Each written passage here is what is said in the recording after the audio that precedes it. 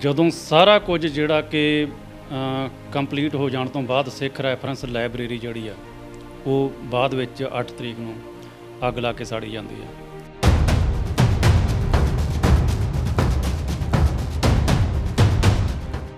ਅਸਲ ਵਿੱਚ ਸਿੱਖ ਧਰਮ ਦੇ ਉੱਤੇ, ਸਿੱਖ ਕੌਮ ਦੇ ਉੱਤੇ ਹਮਲਾ ਹੋਣ ਦੇ ਨਾਲ ਜਿਹੜਾ ਕਿ ਇਤਿਹਾਸ ਦੇ ਉੱਤੇ ਵੀ, ਜਿਹੜਾ ਕਿ ਸਿੱਖ ਇਤਿਹਾਸ ਦੇ ਉੱਤੇ ਵੀ ਇੱਕ ਬੜਾ ਵੱਡਾ ਹਮਲਾ ਸੀ।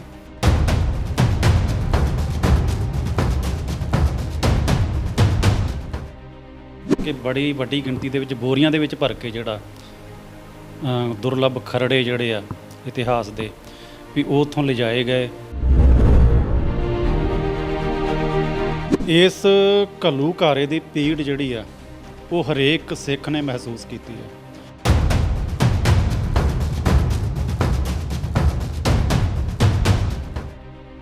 ਲੀਡਰਸ਼ਿਪ ਦੀ ਕੁਆਲਿਟੀ ਜਿਹੜੀ ਆ ਸਿੱਖਾਂ ਨੇ ਵੇਖੀ, ਉਹ ਸੰਤ ਜਰਨੈਲ ਸਿੰਘ ਦੇ ਵਿੱਚ ਵੇਖੀ ਤੇ ਉਹਨਾਂ ਨੇ ਜਿਹੜੀ ਅਕਾਲੀ ਦਲ ਦੀ ਲੀਡਰਸ਼ਿਪ ਸੀ ਉਹਨੂੰ ਨਕਾਰ ਦਿੱਤਾ।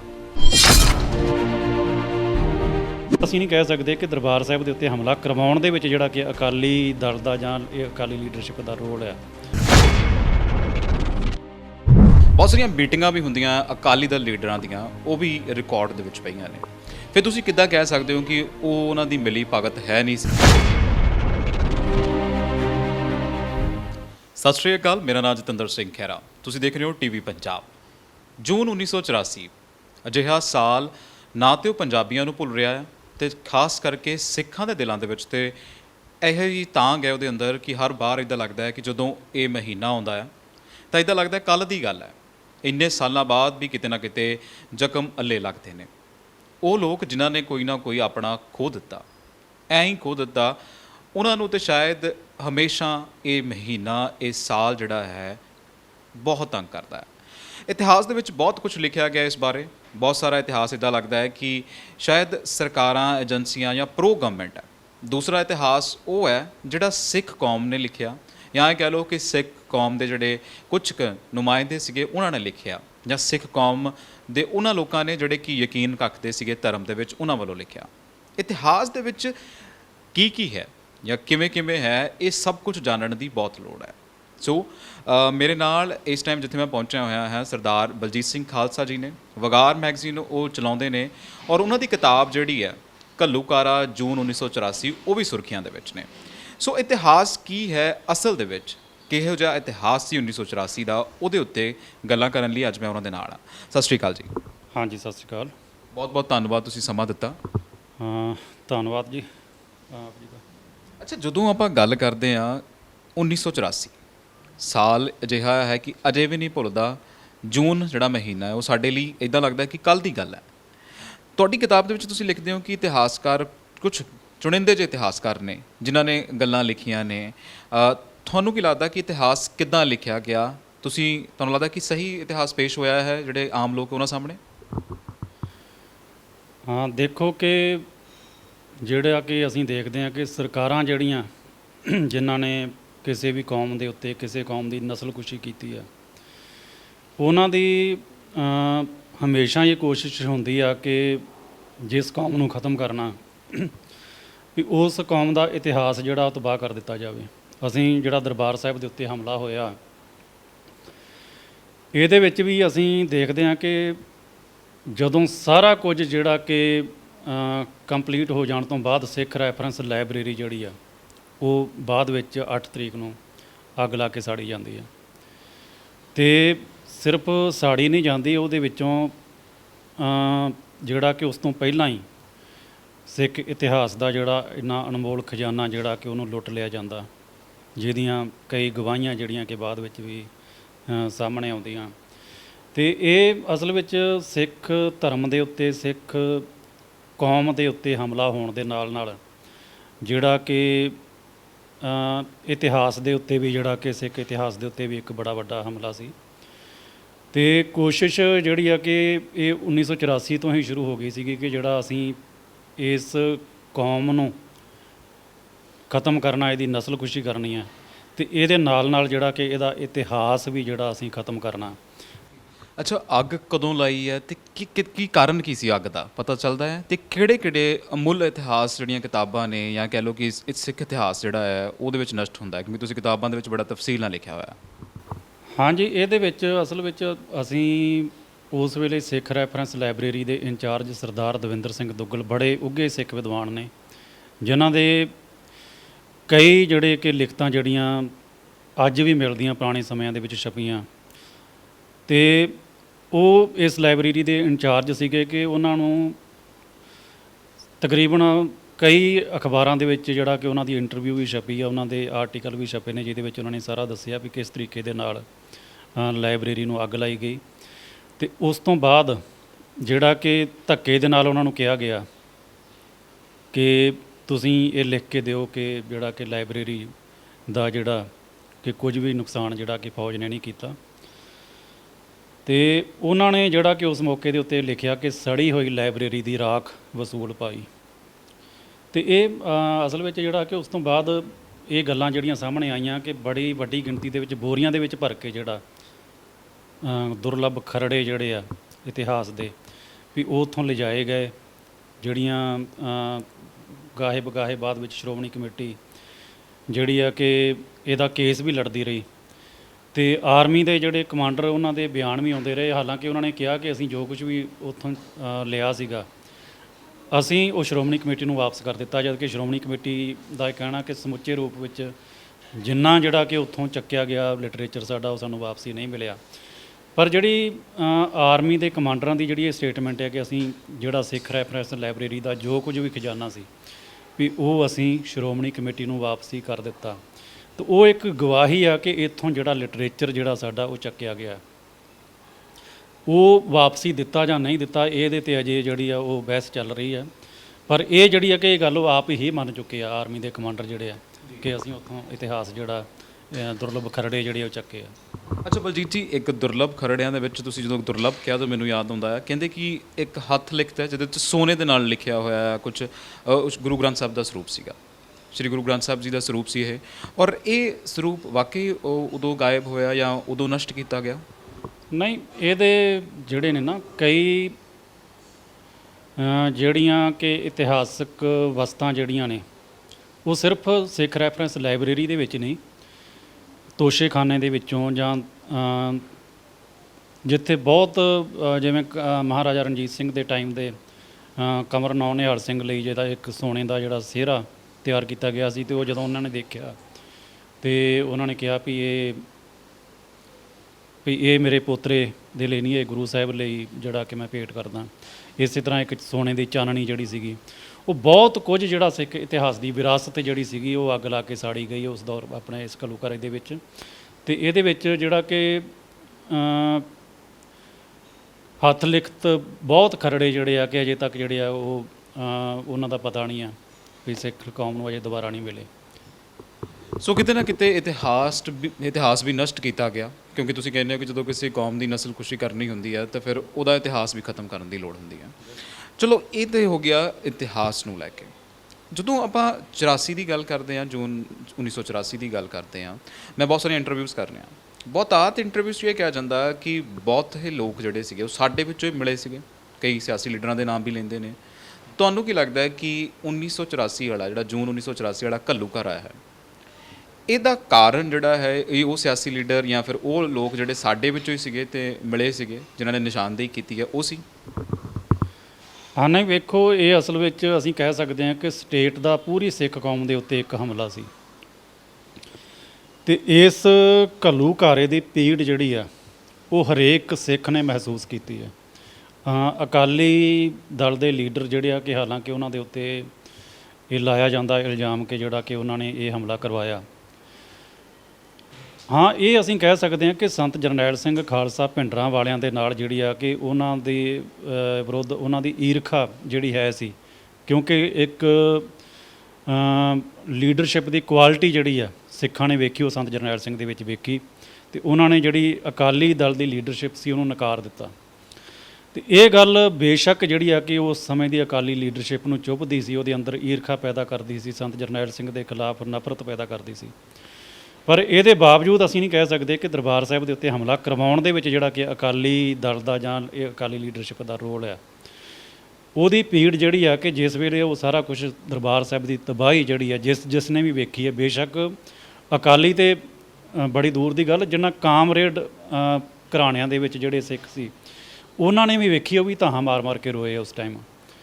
ਤੇ ਬੜੀਆਂ ਮਿਸਾਲਾਂ ਜਿਹੜੀਆਂ ਨੇ ਕਿ ਇਹਦੇ ਵਿੱਚ ਜਿਹੜੀਆਂ ਕਿ ਉਸ ਸਮੇਂ ਜਿਹੜੇ ਪੁਰਾਣੇ ਕਾਮਰੇਡ ਸੀ ਜਿਹੜੇ ਕਿ ਉਹਨਾਂ ਦੇ ਦਿਲ ਦੇ ਉੱਤੇ ਸੱਟ ਵੱਜੀ ਤੇ ਉਹ ਸਿੱਖ ਧਰਮ ਦੇ ਵੱਲ ਆਏ ਆ ਮੁੜ ਕੇ। ਤੇ ਇਹ ਹਮਲਾ ਪੂਰੀ ਦੀ ਪੂਰੀ ਸਿੱਖ ਕੌਮ ਦੇ ਉੱਤੇ ਸੀ ਤੇ ਇਹ ਹਿੰਦੁਸਤਾਨੀ ਸਟੇਟ ਵੱਲੋਂ ਕੀਤਾ ਗਿਆ ਸੀ। ਇਹਦੇ ਵਿੱਚ ਕਿਸੇ ਵੀ ਇਹ ਨਹੀਂ ਅਸੀਂ ਕਹਿ ਸਕਦੇ ਕਿ ਸਿੱਖ ਨੇ ਕਿ ਆਪਣਾ ਰੋਲ ਜਿਹੜਾ ਕਿ ਇਹਦੇ ਵਿੱਚ ਸ਼ਮੂਲੀਅਤ ਜਾਂ ਇਹਦੇ ਵਿੱਚ ਭਾਗੀਦਾਰੀ ਉਹਦੀ ਇਸ ਹਮਲੇ ਦੇ ਵਿੱਚ ਸੀ। ਬਲਜੀਤ ਜੀ, ਬਹੁਤ ਸਾਰੀਆਂ ਹੱਲੇ ਵੀ ਡਾਕੂਮੈਂਟਡ ਹੈਗੀਆਂ, ਚਿੱਠੀਆਂ ਲਿਖੀਆਂ ਗਈਆਂ ਬਹੁਤ ਸਾਰੇ ਸਿਆਸੀ ਲੀਡਰਾਂ ਵੱਲੋਂ ਕਿ ਇਹਨੂੰ ਸਾਡੀ ਜਿਹੜੇ ਸੰਤ ਜਰਨੈਲ ਸਿੰਘ ਹੁਣਾਂ ਨੂੰ ਸਾਡੇ ਜਿਹੜੇ ਰਾਹ ਦੇ ਵਿੱਚੋਂ ਰੋੜਾ ਆਇਆ ਹੈ ਇਹਨੂੰ ਕੱਢ ਦਿਓ। ਬਹੁਤ ਸਾਰੀਆਂ ਮੀਟਿੰਗਾਂ ਵੀ ਹੁੰਦੀਆਂ ਅਕਾਲੀ ਦਲ ਲੀਡਰਾਂ ਦੀਆਂ, ਉਹ ਵੀ ਰਿਕਾਰਡ ਦੇ ਵਿੱਚ ਪਈਆਂ ਨੇ। ਫਿਰ ਤੁਸੀਂ ਕਿੱਦਾਂ ਕਹਿ ਸਕਦੇ ਹੋ ਕਿ ਉਹ ਉਹਨਾਂ ਦੀ ਮਿਲੀ ਭਗਤ ਹੈ ਨਹੀਂ ਸੀ ਜਾਂ ਫਿਰ ਕੁਛ ਨਾ ਕੁਛ ਉਹਨਾਂ ਦੇ ਕਰਕੇ ਵੀ ਹੋਇਆ? ਹਾਂ ਚਲੋ ਇਹ ਆਪਾਂ ਮੰਨ ਸਕਦੇ ਹਾਂ ਕਿ ਬਲੂ ਸਟਾਰ ਵਰਗਾ ਜਿਹੜਾ ਨਾ ਵੱਡਾ ਹੋਇਆ, ਉਹਨਾਂ ਨੂੰ ਇਹ ਨਹੀਂ ਸੀ ਉਮੀਦ ਕਿ ਉਹ ਐਡਾ ਵੱਡਾ ਹੋ ਸਕਦਾ ਕੁਛ। ਹਾਂ ਇਹ ਤਾਂ ਹੈ, ਤੁਸੀਂ ਮੰਨਦੇ ਹੋ ਕਿ ਕਿਤੇ ਨਾ ਕਿਤੇ ਸੰਤ ਜਰਨੈਲ ਸਿੰਘ ਭਿੰਡਰਾਂ ਵਾਲਿਆਂ ਨੂੰ ਖਤਮ ਕਰਨ ਦੇ ਲਈ ਜਾਂ ਉਹਨਾਂ ਨੂੰ ਰਾਹ 'ਚੋਂ ਹਟਾਉਣ ਦੇ ਲਈ ਇਹ ਸਭ ਕੁਝ ਚੱਲਦੇ ਰਹੇ ਹੋ? ਹਾਂ ਨਹੀਂ, ਦੇਖੋ ਸੰਤ ਜਰਨੈਲ ਸਿੰਘ ਹੋਰਾਂ ਨੂੰ ਆਪਣੇ ਰਸਤੇ ਦੇ ਵਿੱਚੋਂ ਅਕਾਲੀ ਲੀਡਰਸ਼ਿਪ ਜਿਹੜੀ ਆ ਉਹ ਹਟਾਉਣਾ ਚਾਹੁੰਦੀ ਸੀ। ਅਸੀਂ ਸਮੁੱਚੀ ਲੀਡਰਸ਼ਿਪ ਨਹੀਂ ਕਹਿ ਸਕਦੇ ਕਿ ਕੁਝ ਲੋਕ ਜਿਹੜੇ ਆ ਕਿ ਸਰਕਾਰ ਨੇ ਵੀ ਆਪਣੇ ਗੁਰਚਰਨ ਸਿੰਘ ਸਕੱਤਰ ਜਿਹੜਾ ਕਿ ਜਿਹਦਾ ਨਾਮ ਆਉਂਦਾ ਵਾਰ-ਵਾਰ ਕਈ ਮੌਕਿਆਂ ਦੇ ਉੱਤੇ ਕਿ ਉਹਦੇ 'ਤੇ ਅਸੀਂ ਦੇਖਦੇ ਹਾਂ ਕਿ ਬੜੇ ਮੌਕਿਆਂ ਦੇ ਉੱਤੇ ਉਹਨੇ ਇੱਕ ਸਰਕਾਰ ਪੱਖੀ ਰੋਲ ਜਿਹੜਾ ਨਿਭਾਇਆ ਤੇ ਉਹਨੇ ਜਿਹੜਾ ਕਿ ਅਕਾਲੀ ਲੀਡਰਸ਼ਿਪ ਜਿਹੜੀ ਉਹਨੂੰ ਗੁੰਮਰਾਹ ਕਰਨ ਦਾ ਰੋਲ ਵੀ ਨਿਭਾਇਆ। ਤੇ ਉਸ ਦੌਰ ਦੇ ਵਿੱਚ ਜਿਹੜਾ ਕਿ ਇਹ ਇੱਕ ਸਾਜ਼ਿਸ਼ ਵੀ ਸਾਹਮਣੇ ਆਈ ਕਿ ਇੱਕ ਸ਼ਿੰਦੇ ਨਾਂ ਦੇ ਬਦਮਾਸ਼ ਨੂੰ ਜਿਹੜਾ 1984 ਦੇ ਵਿੱਚ ਹੀ ਸੰਤ ਜਰਨੈਲ ਸਿੰਘ ਨੂੰ ਕਤਲ ਕਰਨ ਦੇ ਲਈ 50 ਲੱਖ ਰੁਪਈਆ ਜਿਹੜਾ ਕਿ ਉਹਦੇ ਨਾਲ ਜਿਹੜੀ ਆ ਡੀਲ ਹੋਈ। ਤੇ ਮੌਕੇ 'ਤੇ ਆ ਕੇ ਕਿਉਂਕਿ ਉਹ ਸ਼ਿੰਦਾ ਜਿਹੜਾ ਸੀ ਤੇ ਉਹਦੀ ਇੱਕ ਸਹਿਯੋਗਣ ਜਿਹੜੀ ਸੀਗੀ, ਜਿਹੜੀ ਉਹਨੂੰ ਉਹਦੀ ਰਖੇਲ ਵੀ ਕਿਹਾ ਜਾਂਦਾ, ਬਲਜੀਤ ਕੌਰ ਜੀ ਦਾ ਨਾਂ ਆ, ਉਹਦੀ ਡਿਊਟੀ ਜਿਹੜੀ ਹੈ ਕਿ ਲਾਈ ਜਾਂਦੀ ਆ ਕਿ ਸੰਤ ਜਰਨੈਲ ਸਿੰਘ ਦੇ ਉੱਤੇ ਗੋਲੀ ਚਲਾਉਣੀ ਆ। ਪਰ ਜਿਹੜਾ ਕਿ ਉਸ ਤੋਂ ਬਾਅਦ ਇਹ ਗੱਲ ਹੋਈ ਕਿ ਕਿਉਂਕਿ ਸ਼ਿੰਦਾ ਜਿਹੜਾ ਤੇ ਉਹਦੇ ਰਾਹੀਂ ਕਿਉਂਕਿ ਉਹ ਇੱਕ ਸਮਗਲਰ ਰਿਹਾ ਤੇ ਹਥਿਆਰ ਵੀ ਉਹਨੇ ਪਹਿਲਾਂ ਕੁਝ ਨਾ ਕੁਝ ਜਿਹੜੇ ਲਿਆ ਕੇ ਦਿੱਤੇ ਆ ਤੇ ਇਸ ਕਾਰਨ ਜਥੇ ਦੇ ਕਈ ਸਿੰਘਾਂ ਦੇ ਨਾਲ ਉਹਦੀ ਵਾਕਫੀਅਤ ਸੀ, ਜਿਨ੍ਹਾਂ ਦੇ ਵਿੱਚੋਂ ਸਰਦਾਰ ਸੁਰਿੰਦਰ ਸਿੰਘ ਸੋਢੀ ਵੀ ਇੱਕ ਸੀ। ਤੇ ਉਹ ਹਿੰਮਤ ਜਿਹੜੀ ਆ ਕਿ ਉਹ ਕਰ ਨਹੀਂ ਸਕੇ ਕਿ ਸੰਤ ਜਰਨੈਲ ਸਿੰਘ ਦੇ ਉੱਤੇ ਗੋਲੀ ਚਲਾਈ ਜਾਵੇ। ਤੇ ਸ਼ਿੰਦੇ ਨੇ ਕਿਹਾ ਕਿ ਜਿਹੜਾ ਸੋਢੀ ਆ ਇਹ ਮੈਨੂੰ ਪਛਾਣਦਾ ਤੇ ਉਸ ਤੋਂ ਬਾਅਦ ਜਿਹੜਾ ਕਿ ਮੇਰਾ ਬਚਣਾ ਜਿਹੜਾ ਮੁਸ਼ਕਲ ਹੋ ਸਕਦਾ। ਤੇ ਉਹ ਫਿਰ ਸਭ ਤੋਂ ਪਹਿਲਾਂ ਉਹਨਾਂ ਨੇ ਕਿ ਸੁਰਿੰਦਰ ਸਿੰਘ ਸੋਢੀ ਨੂੰ ਕਤਲ ਕਰਨ ਦੀ ਜਿਹੜੀ ਆ ਕਿ ਪਲਾਨਿੰਗ ਤਿਆਰ ਕੀਤੀ ਤੇ ਉਹਨੂੰ ਸਿੰਧੀ ਹੋਟਲ ਦੇ ਵਿੱਚ ਬੁਲਾ ਕੇ ਜਿਹੜਾ ਕਿ ਉੱਥੇ ਉਹ ਬਲਜੀਤ ਕੌਰ ਵੱਲੋਂ ਗੋਲੀ ਮਾਰੀ ਜਾਂਦੀ ਹੈ। ਤੇ ਬੜੀ ਚਲਾਕੀ ਦੇ ਨਾਲ ਜਿਹੜਾ ਕਿ ਇਹਨੂੰ ਹੋਰ ਰੰਗਤ ਦੇਣ ਦੀ ਕੋਸ਼ਿਸ਼ ਕੀਤੀ ਜਾਂਦੀ ਹੈ। ਪਰ ਸੰਤ ਜਰਨੈਲ ਸਿੰਘ ਹੋਰਾਂ ਦੇ ਜਥੇ ਦੇ ਵਿੱਚ ਜਿਹੜੀਆਂ ਸਿੰਘਣੀਆਂ ਕਿ ਉਹ ਜਦੋਂ ਉਸ ਬੀਬੀ ਨੂੰ ਅਰੈਸਟ ਕਰਕੇ ਉਹਦੇ ਤੋਂ ਪੁੱਛਗਿੱਛ ਕਰਦੀਆਂ ਤੇ ਉਹਦੇ ਵਿੱਚ ਸਾਰੀ ਸਾਜ਼ਿਸ਼ ਜਿਹੜੀ ਆ ਉਹ ਖੁੱਲ੍ਹ ਕੇ ਸਾਹਮਣੇ ਆ ਜਾਂਦੀ, ਜਿਹਦੇ ਵਿੱਚ ਉਹ ਕਈ ਨਾਮ ਜਿਹੜੀ ਆ ਲੈਂਦੀ ਹੈ। ਉਹ ਰਿਕਾਰਡ ਜਿਹੜੀ ਆ ਆਪਣਾ ਇੱਕ ਟੇਪ ਰਿਕਾਰਡ ਦੇ ਵਿੱਚ ਜਿਹੜੀ ਰਿਕਾਰਡ ਹੋਈ ਸਾਰੀ ਸਟੇਟਮੈਂਟ ਉਹਦੀ, ਤੇ ਉਹ ਰਿਕਾਰਡਿੰਗ ਜਿਹੜੀ ਆ ਕਿ ਬਾਅਦ ਦੇ ਵਿੱਚ ਫੌਜ ਦੇ ਹੱਥ ਵੀ ਲੱਗੀ ਆ। ਤੇ ਉਸ ਰਿਕਾਰਡਿੰਗ ਦੇ ਆਧਾਰ ਦੇ ਉੱਤੇ ਉਹਨਾਂ ਦੋਸ਼ੀਆਂ ਦੀ ਨਿਸ਼ਾਨਦੇਹੀ ਹੋਈ ਕਿ ਜਿਨ੍ਹਾਂ ਦਾ ਰੋਲ ਸੀਗਾ ਸੁਰਿੰਦਰ ਸਿੰਘ ਸੋਢੀ ਨੂੰ ਕਤਲ ਕਰਵਾਉਣ ਦੇ ਵਿੱਚ। ਤੇ ਇਸ ਸਾਜ਼ਿਸ਼ ਦਾ ਵੀ ਖੁਲਾਸਾ ਹੋਇਆ ਕਿ ਅਸਲ ਮਕਸਦ ਉਹਨਾਂ ਦਾ ਜਿਹੜਾ ਸੀਗਾ ਕਿ ਸੰਤ ਜਰਨੈਲ ਸਿੰਘ ਦੇ ਉੱਤੇ ਗੋਲੀ ਚਲਾ ਕੇ ਉਹਨਾਂ ਨੂੰ ਕਤਲ ਕਰਨਾ ਸੀ। ਅੱਛਾ, ਨਾਮ ਦੱਸ ਸਕਦੇ ਹੋ ਜਿਹੜੇ ਕਿ ਉਦੋਂ ਰਿਵੀਲ ਹੋਏ ਆ, ਪਤਾ ਲੱਗਿਆ ਕਿ ਆਹ ਨਾਂ ਸੀਗੇ, ਕੁਝ ਨਾਂ ਲੈ ਸਕਦੇ ਹੋ? ਹਾਂਜੀ, ਉਹ ਜਿਵੇਂ ਇੱਕ ਤੇ ਸ਼ਿੰਦਾ ਜਿਹੜਾ ਸਾਰਾ, ਇੱਕ ਮਲਿਕ ਸਿੰਘ ਭਾਟੀਆ, ਇੱਕ ਸਿੰਧੀ ਹੋਟਲ ਦਾ ਜਿਹੜਾ ਮਾਲਕ ਆ, ਤੇ ਗੁਰਚਰਨ ਸਿੰਘ ਸਕੱਤਰ। ਇਹਨਾਂ ਦੇ ਵਿੱਚੋਂ ਕੁਝ ਜਿਹੜੇ ਸੀ ਉਹ ਤੇ ਸੰਤ ਜਰਨੈਲ ਸਿੰਘ ਹੋਰਾਂ ਦੇ ਸਾਥੀ ਸਿੰਘਾਂ ਨੇ ਖਤਮ ਕਰ ਦਿੱਤੇ ਸੀ। ਪਰ ਬਾਕੀ ਜਿਹੜੇ ਸੀਗੇ ਦੋਸ਼ੀ ਗੁਰਚਰਨ ਸਕੱਤਰ ਜਾਂ ਦੂਜੇ ਜਿਹੜੇ ਸੀ, ਇਹਨਾਂ ਨੂੰ ਅਕਾਲੀ ਦਲ ਨੇ ਆਪਣੀ ਸਿਕਿਉਰਿਟੀ ਦੇ ਵਿੱਚ ਲੈ ਕੇ ਬਚਾਇਆ ਉਸ ਟਾਈਮ 'ਤੇ। ਸੰਤ ਜਰਨੈਲ ਸਿੰਘ ਜੀ ਇਹਦਾ ਜ਼ਿਕਰ ਜਿਹੜਾ ਸਟੇਜਾਂ ਦੇ ਉੱਤੇ ਵੀ ਕਰਦੇ ਰਹੇ ਆ ਕਿ ਇਹ ਅਕਾਲੀ ਦਲ ਦੀ ਲੀਡਰਸ਼ਿਪ ਜਿਹੜੀ ਆ ਕਿ ਸਾਨੂੰ ਦੱਸ ਦੇਵੇ ਕਿ ਸਾਡੇ ਕਿੰਨੇ ਸਿੰਘਾਂ ਦਾ ਇਹਨਾਂ ਨੇ ਖੂਨ ਪੀਣਾ ਵੀ ਅਸੀਂ ਆਪ ਜਿਹੜਾ ਕਿ ਇਹਨਾਂ ਨੂੰ ਉਹ ਹਵਾਲੇ ਕਰ ਦਿੰਦੇ ਆ ਵੀ ਇਸ ਤਰੀਕੇ ਦੇ ਨਾਲ ਲੁਕਵੇਂ ਤਰੀਕੇ ਨਾਲ ਸਾਡੇ ਦੇ ਉੱਤੇ ਜਿਹੜੇ ਕਿ ਇਹ ਹਮਲੇ ਨਾ ਕਰਨ। ਅੱਛਾ, ਬਹੁਤ ਸਾਰੇ ਵੱਡੇ ਜਰਨਲਿਸਟ ਜਿਨ੍ਹਾਂ ਵਿੱਚ ਤਵਲੀਨ ਹੈ, ਸਤੀਸ਼ ਜੈਕਬ ਹੈ, ਮਾਕਤੂਲੀ ਆ, ਉਹ ਇਹ ਕਹਿੰਦੇ ਆ ਕਿ ਗਿਆਨੀ ਜੈਲ ਸਿੰਘ ਹੁਣਾਂ ਦੇ ਵੱਲੋਂ ਹੀ ਇਹ ਮੋਹਰਾ ਜਿਹੜਾ ਹੈ, ਉਹ ਸੰਤ ਜਰਨੈਲ ਸਿੰਘ ਹੁਣਾਂ ਨੂੰ ਮੋਹਰਾ ਕਹਿੰਦੇ ਨੇ ਕਿ ਮੋਹਰਾ ਤਿਆਰ ਕੀਤਾ। ਬਾਕਾਇਦਾ ਕਹਿੰਦੇ ਕਿ ਰਾਜੀਵ ਹੁਣਾਂ ਨੇ ਇਹਨਾਂ ਦੀ ਇੰਟਰਵਿਊ ਲਈ ਆ, ਫਿਰ ਉਸ ਤੋਂ ਬਾਅਦ ਇਹਨਾਂ ਨੂੰ ਜਿਹੜਾ ਪਲਾਂਟ ਕੀਤਾ ਗਿਆ। ਪਰ ਇਹ ਮੋਹਰਾ ਉੱਪਰ ਉੱਠ ਕੇ ਉਹ ਜਦੋਂ ਉਹਨੂੰ ਲੱਗਿਆ ਕਿ ਇਹ ਮੇਰੇ ਤੋਂ ਗਲਤ ਕਰਾ ਰਹੇ ਨੇ, ਤੇ ਫਿਰ ਉਹ ਇਹਨਾਂ ਦੀ ਗੱਲ ਮੰਨਣੋਂ ਇਨਕਾਰ ਕਰ ਗਿਆ। ਫਿਰ ਉਸ ਤੋਂ ਬਾਅਦ ਇਹ ਬਲੂ ਸਟਾਰ ਹੁੰਦਾ ਹੈ। ਇੱਕ ਕਾਰਨ ਹੋਰ ਦੱਸਿਆ ਜਾਂਦਾ ਹੈ, ਇਹਨੂੰ ਕਾਰਨ ਨੂੰ ਤੁਸੀਂ ਕਿੱਦਾਂ ਦੇਖਦੇ ਹੋ? ਨਹੀਂ, ਦੇਖੋ ਕਿ ਸੰਤ ਜਰਨੈਲ ਸਿੰਘ ਖਾਲਸਾ ਭਿੰਡਰਾਂ ਵਾਲਿਆਂ ਦੀ ਜਿਹੜੀ ਆ ਦਮਦਮੀ ਟਕਸਾਲ ਦੇ ਮੁਖੀ ਵਜੋਂ ਜਿਹੜੀ ਦਸਤਾਰਬੰਦੀ ਆ ਉਹ 1977 ਦੇ ਵਿੱਚ ਹੁੰਦੀ ਆ, ਤੇ ਉਸ ਤੋਂ ਕੁਝ ਮਹੀਨਿਆਂ ਬਾਅਦ ਹੀ ਜਿਹੜਾ ਕਿ ਨਰਕਧਾਰੀਆਂ ਵਾਲਾ ਕਾਂਡ ਜਿਹੜਾ ਦਰਬਾਰ ਆਪਣਾ ਅੰਮ੍ਰਿਤਸਰ ਦੀ ਧਰਤੀ ਦੇ ਉੱਤੇ ਵਾਪਰਦਾ। ਤੇ ਇੰਨੇ ਕੁ ਸਮੇਂ ਦੇ ਵਿੱਚ ਜਿਹੜਾ ਕਿ ਜਿਸ ਤਰੀਕੇ ਦੇ ਨਾਲ ਸਿੱਖਾਂ ਦੇ ਉੱਤੇ ਹਮਲਾ ਹੋਇਆ, ਜਿਹੜਾ ਇੱਕ ਦੇਹਧਾਰੀ ਗੁਰੂ ਦੰਭ ਜਿਹੜਾ ਕਹਿ ਸਕਦੇ ਆ ਕਿ ਜਿਹੜੀਆਂ ਆਪਣੀਆਂ ਲਿਖਤਾਂ ਦੇ ਵਿੱਚ ਗੁਰੂ ਗ੍ਰੰਥ ਸਾਹਿਬ ਦੇ ਖਿਲਾਫ ਲਿਖਦੇ ਸੀਗੇ, ਗੁਰੂ ਗ੍ਰੰਥ ਸਾਹਿਬ ਦੇ ਖਿਲਾਫ ਪ੍ਰਚਾਰ ਕਰਦੇ ਸੀਗੇ, ਮੰਦੀ ਸ਼ਬਦਾਵਲੀ ਵਰਤਦੇ ਸੀਗੇ। ਤੇ ਕਿਉਂਕਿ ਟਕਰਾਅ ਉਹਨਾਂ ਦਾ ਜਿਹੜਾ ਕਿ ਸੰਤ ਕਰਤਾਰ ਸਿੰਘ ਹੋਰਾਂ ਦੇ ਸਮੇਂ ਤੋਂ ਹੀ ਜਿਹੜਾ ਕਿ ਉਹ ਚੱਲਿਆ ਆ ਰਿਹਾ ਸੀਗਾ, ਤੇ ਸੰਤ ਜਰਨੈਲ ਸਿੰਘ ਹੋਰੀ ਟਕਸਾਲ ਦੇ ਮੁਖੀ ਬਣਨ ਤੋਂ ਪਹਿਲਾਂ ਹੀ ਇਹਨਾਂ ਦੀਆਂ ਸਰਗਰਮੀਆਂ ਤੋਂ ਜਾਣੂ ਸੀ। ਤੇ ਉਹਨਾਂ ਨੂੰ ਜਦੋਂ ਦਮਦਮੀ ਟਕਸਾਲ ਦੇ ਮੁਖੀ ਬਣਿਆ, ਜੇ ਥੋੜ੍ਹਾ ਸਮਾਂ ਹੀ ਹੋਇਆ ਜਦੋਂ ਉਹਨਾਂ ਨੂੰ ਪਤਾ ਲੱਗਦਾ ਕਿ ਵਿਸਾਖੀ ਦੇ ਮੌਕੇ 'ਤੇ ਜਿਹੜੇ 1978 ਦੀ ਤੇ ਕਿ ਅੰਮ੍ਰਿਤਸਰ ਦੇ ਵਿੱਚ ਵੀ ਇਹ ਨਕਲੀ ਨਿਰੰਕਾਰੀ ਜਿਹੜੇ ਆ ਇਹ ਆਪਣਾ ਸਮਾਗਮ ਕਰ ਰਹੇ ਆ, ਤੇ ਉਹਨਾਂ ਵੱਲੋਂ ਜਿਹੜਾ ਕਿ ਉਸ ਸਮੇਂ ਕਿਉਂਕਿ ਪੰਜਾਬ ਦੇ ਵਿੱਚ ਅਕਾਲੀ ਸਰਕਾਰ ਸੀ, ਪ੍ਰਕਾਸ਼ ਸਿੰਘ ਬਾਦਲ ਮੁੱਖ ਮੰਤਰੀ ਸੀ, ਤੇ ਸਟੇਜ ਦੇ ਉੱਤੇ ਆ ਕੇ ਜਿਹੜਾ ਕਿ ਆਤਮਾ ਸਿੰਘ ਜਿਹੜਾ ਕਿ ਅਕਾਲੀ ਲੀਡਰਸ਼ਿਪ ਦਾ ਇੱਕ ਬੜਾ ਅਹਿਮ ਲੀਡਰ ਸੀ, ਵੀ ਉਹ ਕਿਹਾ ਜਾਂਦਾ ਕਿ ਸਰਕਾਰ ਜਿਹੜੀ ਆ ਕਿ ਦਖਲਅੰਦਾਜ਼ੀ ਕਰਕੇ ਇਹ ਜਿਹੜਾ ਕੂੜ ਸਮਾਗਮ ਆ ਇਹਨੂੰ ਰੁਕਵਾਏ। ਪਰ ਬਾਦਲ ਦਲ ਦੀ ਜਿਹੜੀ ਮਾਨਸਿਕਤਾ ਜਿਹੜੀ ਸ਼ੁਰੂ ਤੋਂ ਰਹੀ ਆ ਵੀ ਜਿੱਥੋਂ ਵੀ ਜਿਹੜਾ ਕਿ ਡੇਰਾਵਾਦ ਨੂੰ ਉਤਸ਼ਾਹਿਤ ਕਰਕੇ ਜਿਹੜਾ ਕਿ ਵੋਟਾਂ ਨੂੰ ਆਪਣੇ ਨਾਲ ਜੋੜਨਾ, ਵੀ ਉਹਨਾਂ ਵੱਲੋਂ ਇਨਕਾਰ ਕਰ ਦਿੱਤਾ ਜਾਂਦਾ ਕਿ ਅਸੀਂ ਇਹ ਸਮਾਗਮ ਜਿਹੜਾ ਇਹਨਾਂ ਦਾ ਨਹੀਂ ਰੋਕ ਸਕਦੇ। ਤੇ ਸੰਤ ਜਰਨੈਲ ਸਿੰਘ ਖਾਲਸਾ ਭਿੰਡਰਾਂ ਵਾਲੇ ਫਿਰ ਕੌਮ ਨੂੰ ਆਵਾਜ਼ ਦਿੰਦੇ ਆ ਕਿ ਅਸੀਂ ਜਿਹੜਾ ਕਿ ਗੁਰੂ ਦੋਖੀ ਜਿਹੜੇ ਨੇ, ਗੁਰੂ ਦੀ ਨਿੰਦਾ ਕਰਨ ਵਾਲੇ ਲੋਕ, ਵੀ ਅਸੀਂ ਸ਼ਾਂਤਮਈ ਰਹਿ ਕੇ ਇਹਨਾਂ ਦਾ ਸਮਾਗਮ ਰੋਕਣਾ। ਇਹਦੇ ਵਿੱਚ ਤੇ ਕੋਈ ਅਸੀਂ ਨਹੀਂ ਕਹਿ ਸਕਦੇ ਕਿ ਇਹ ਜਿਹੜਾ ਕਿ ਗਿਆਨੀ ਜੈਲ ਸਿੰਘ ਦਾ ਜਾਂ ਕਿਸੇ ਦਾ ਰੋਲ ਆ। ਆਪ ਮੁਹਾਰਾ ਇੱਕ ਜਿਹੜਾ ਕਿ ਇੱਕ ਜਥਾ ਸ਼ਾਂਤਮਈ ਸਿੱਖਾਂ ਦਾ ਜਿਹੜਾ ਤੁਰਦਾ ਉਹ ਸਮਾਗਮ ਰੋਕਣ ਲਈ, ਉਹਨਾਂ ਦੇ ਉੱਤੇ ਜਿਹੜਾ ਕਿ ਪੁਲਿਸ ਵੱਲੋਂ ਵੀ ਤੇ ਨਰਕਧਾਰੀਆਂ ਦੇ ਗੁੰਡਿਆਂ ਵੱਲੋਂ ਦੋਵਾਂ ਵੱਲੋਂ ਜਿਹੜਾ ਕਿ ਗੋਲੀਆਂ ਦਾ ਮੀਂਹ ਵਰਾਇਆ ਜਾਂਦਾ, ਤੇ ਉੱਥੇ 13 ਸਿੰਘ ਸ਼ਹੀਦ ਹੋਏ ਤੇ 78 ਜਿਹੜੇ ਆ ਉਹ ਜ਼ਖਮੀ ਹੁੰਦੇ ਆ। ਤੇ ਉਸ ਤੋਂ ਬਾਅਦ ਹੀ ਜਿਹੜਾ ਕਿ ਹਕੂਮਤ ਨਾਲ ਜਿਹੜੀ ਆ ਸੰਤ ਜਰਨੈਲ ਸਿੰਘ ਖਾਲਸਾ ਭਿੰਡਰਾਂ ਵਾਲਿਆਂ ਦੀ ਜਿਹੜੀ ਟੱਕਰ ਜਿਹੜੀ ਆ ਉਹ ਸ਼ੁਰੂ ਹੋ ਜਾਂਦੀ ਹੈ। ਤੇ ਇਹਦੇ ਵਿੱਚ ਕਿੱਥੋਂ ਅਸੀਂ ਮੰਨ ਸਕਦੇ ਹਾਂ ਵੀ ਜਿਹੜਾ ਗਿਆਨੀ ਜੈਲ ਸਿੰਘ ਦਾ ਰੋਲ ਏਡੀ ਛੇਤੀ ਜਿਹੜਾ ਉਹ ਘਟਨਾਵਾਂ ਇੰਨੀ ਤੇਜ਼ੀ ਨਾਲ ਵਾਪਰਦੀਆਂ ਵੀ ਅਸੀਂ ਇਹ ਕਿਸੇ ਵੀ ਤਰੀਕੇ ਨਾਲ ਜਿਹੜੀ ਆ ਉਹ ਗੱਲ ਮੰਨੀ ਨਹੀਂ ਜਾ ਸਕਦੀ। ਅੱਛਾ, ਇਹਨੂੰ ਅਸੀਂ ਪਲਾਂਟ ਨਹੀਂ ਕਹਿ ਸਕਦੇ, ਕਿਉਂਕਿ ਵਾਕਈ ਜਦੋਂ ਤੁਸੀਂ ਕਹਿੰਦੇ ਹੋ ਕਿ 78 ਦੇ ਵਿੱਚ ਹੁੰਦਾ ਆ ਤੇ ਉਹ ਆਪ ਮੁਹਾਰੇ ਆਉਂਦੇ ਨੇ, ਸੋ ਇਹ ਕਿਤੇ ਨਾ ਕਿਤੇ ਲੀਡਰਸ਼ਿਪ ਦੇ ਵੱਲੋਂ ਪਲਾਨ ਨਹੀਂ ਕੀਤਾ ਗਿਆ।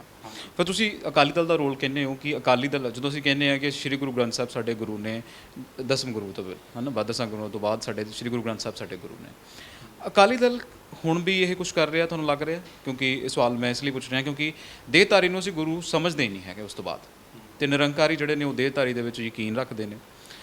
ਕਿਉਂ ਇਹ ਬਹੁਤ ਵੱਡੀ ਜਿਹੜੀ ਕੌਮ ਦੇ ਨਾਲ ਤੁਹਾਨੂੰ ਲੱਗਦਾ ਕਿ ਜਾਂ ਤਾਂ ਕੌਮ ਨੂੰ ਮਿਸਗਾਈਡ ਕਰਨ ਵਾਲਾ ਜਾਂ ਕੌਮ ਦੇ ਨਾਲ ਗਰਦਾਰੀ ਵਾਲੀ ਗੱਲ ਹੈ?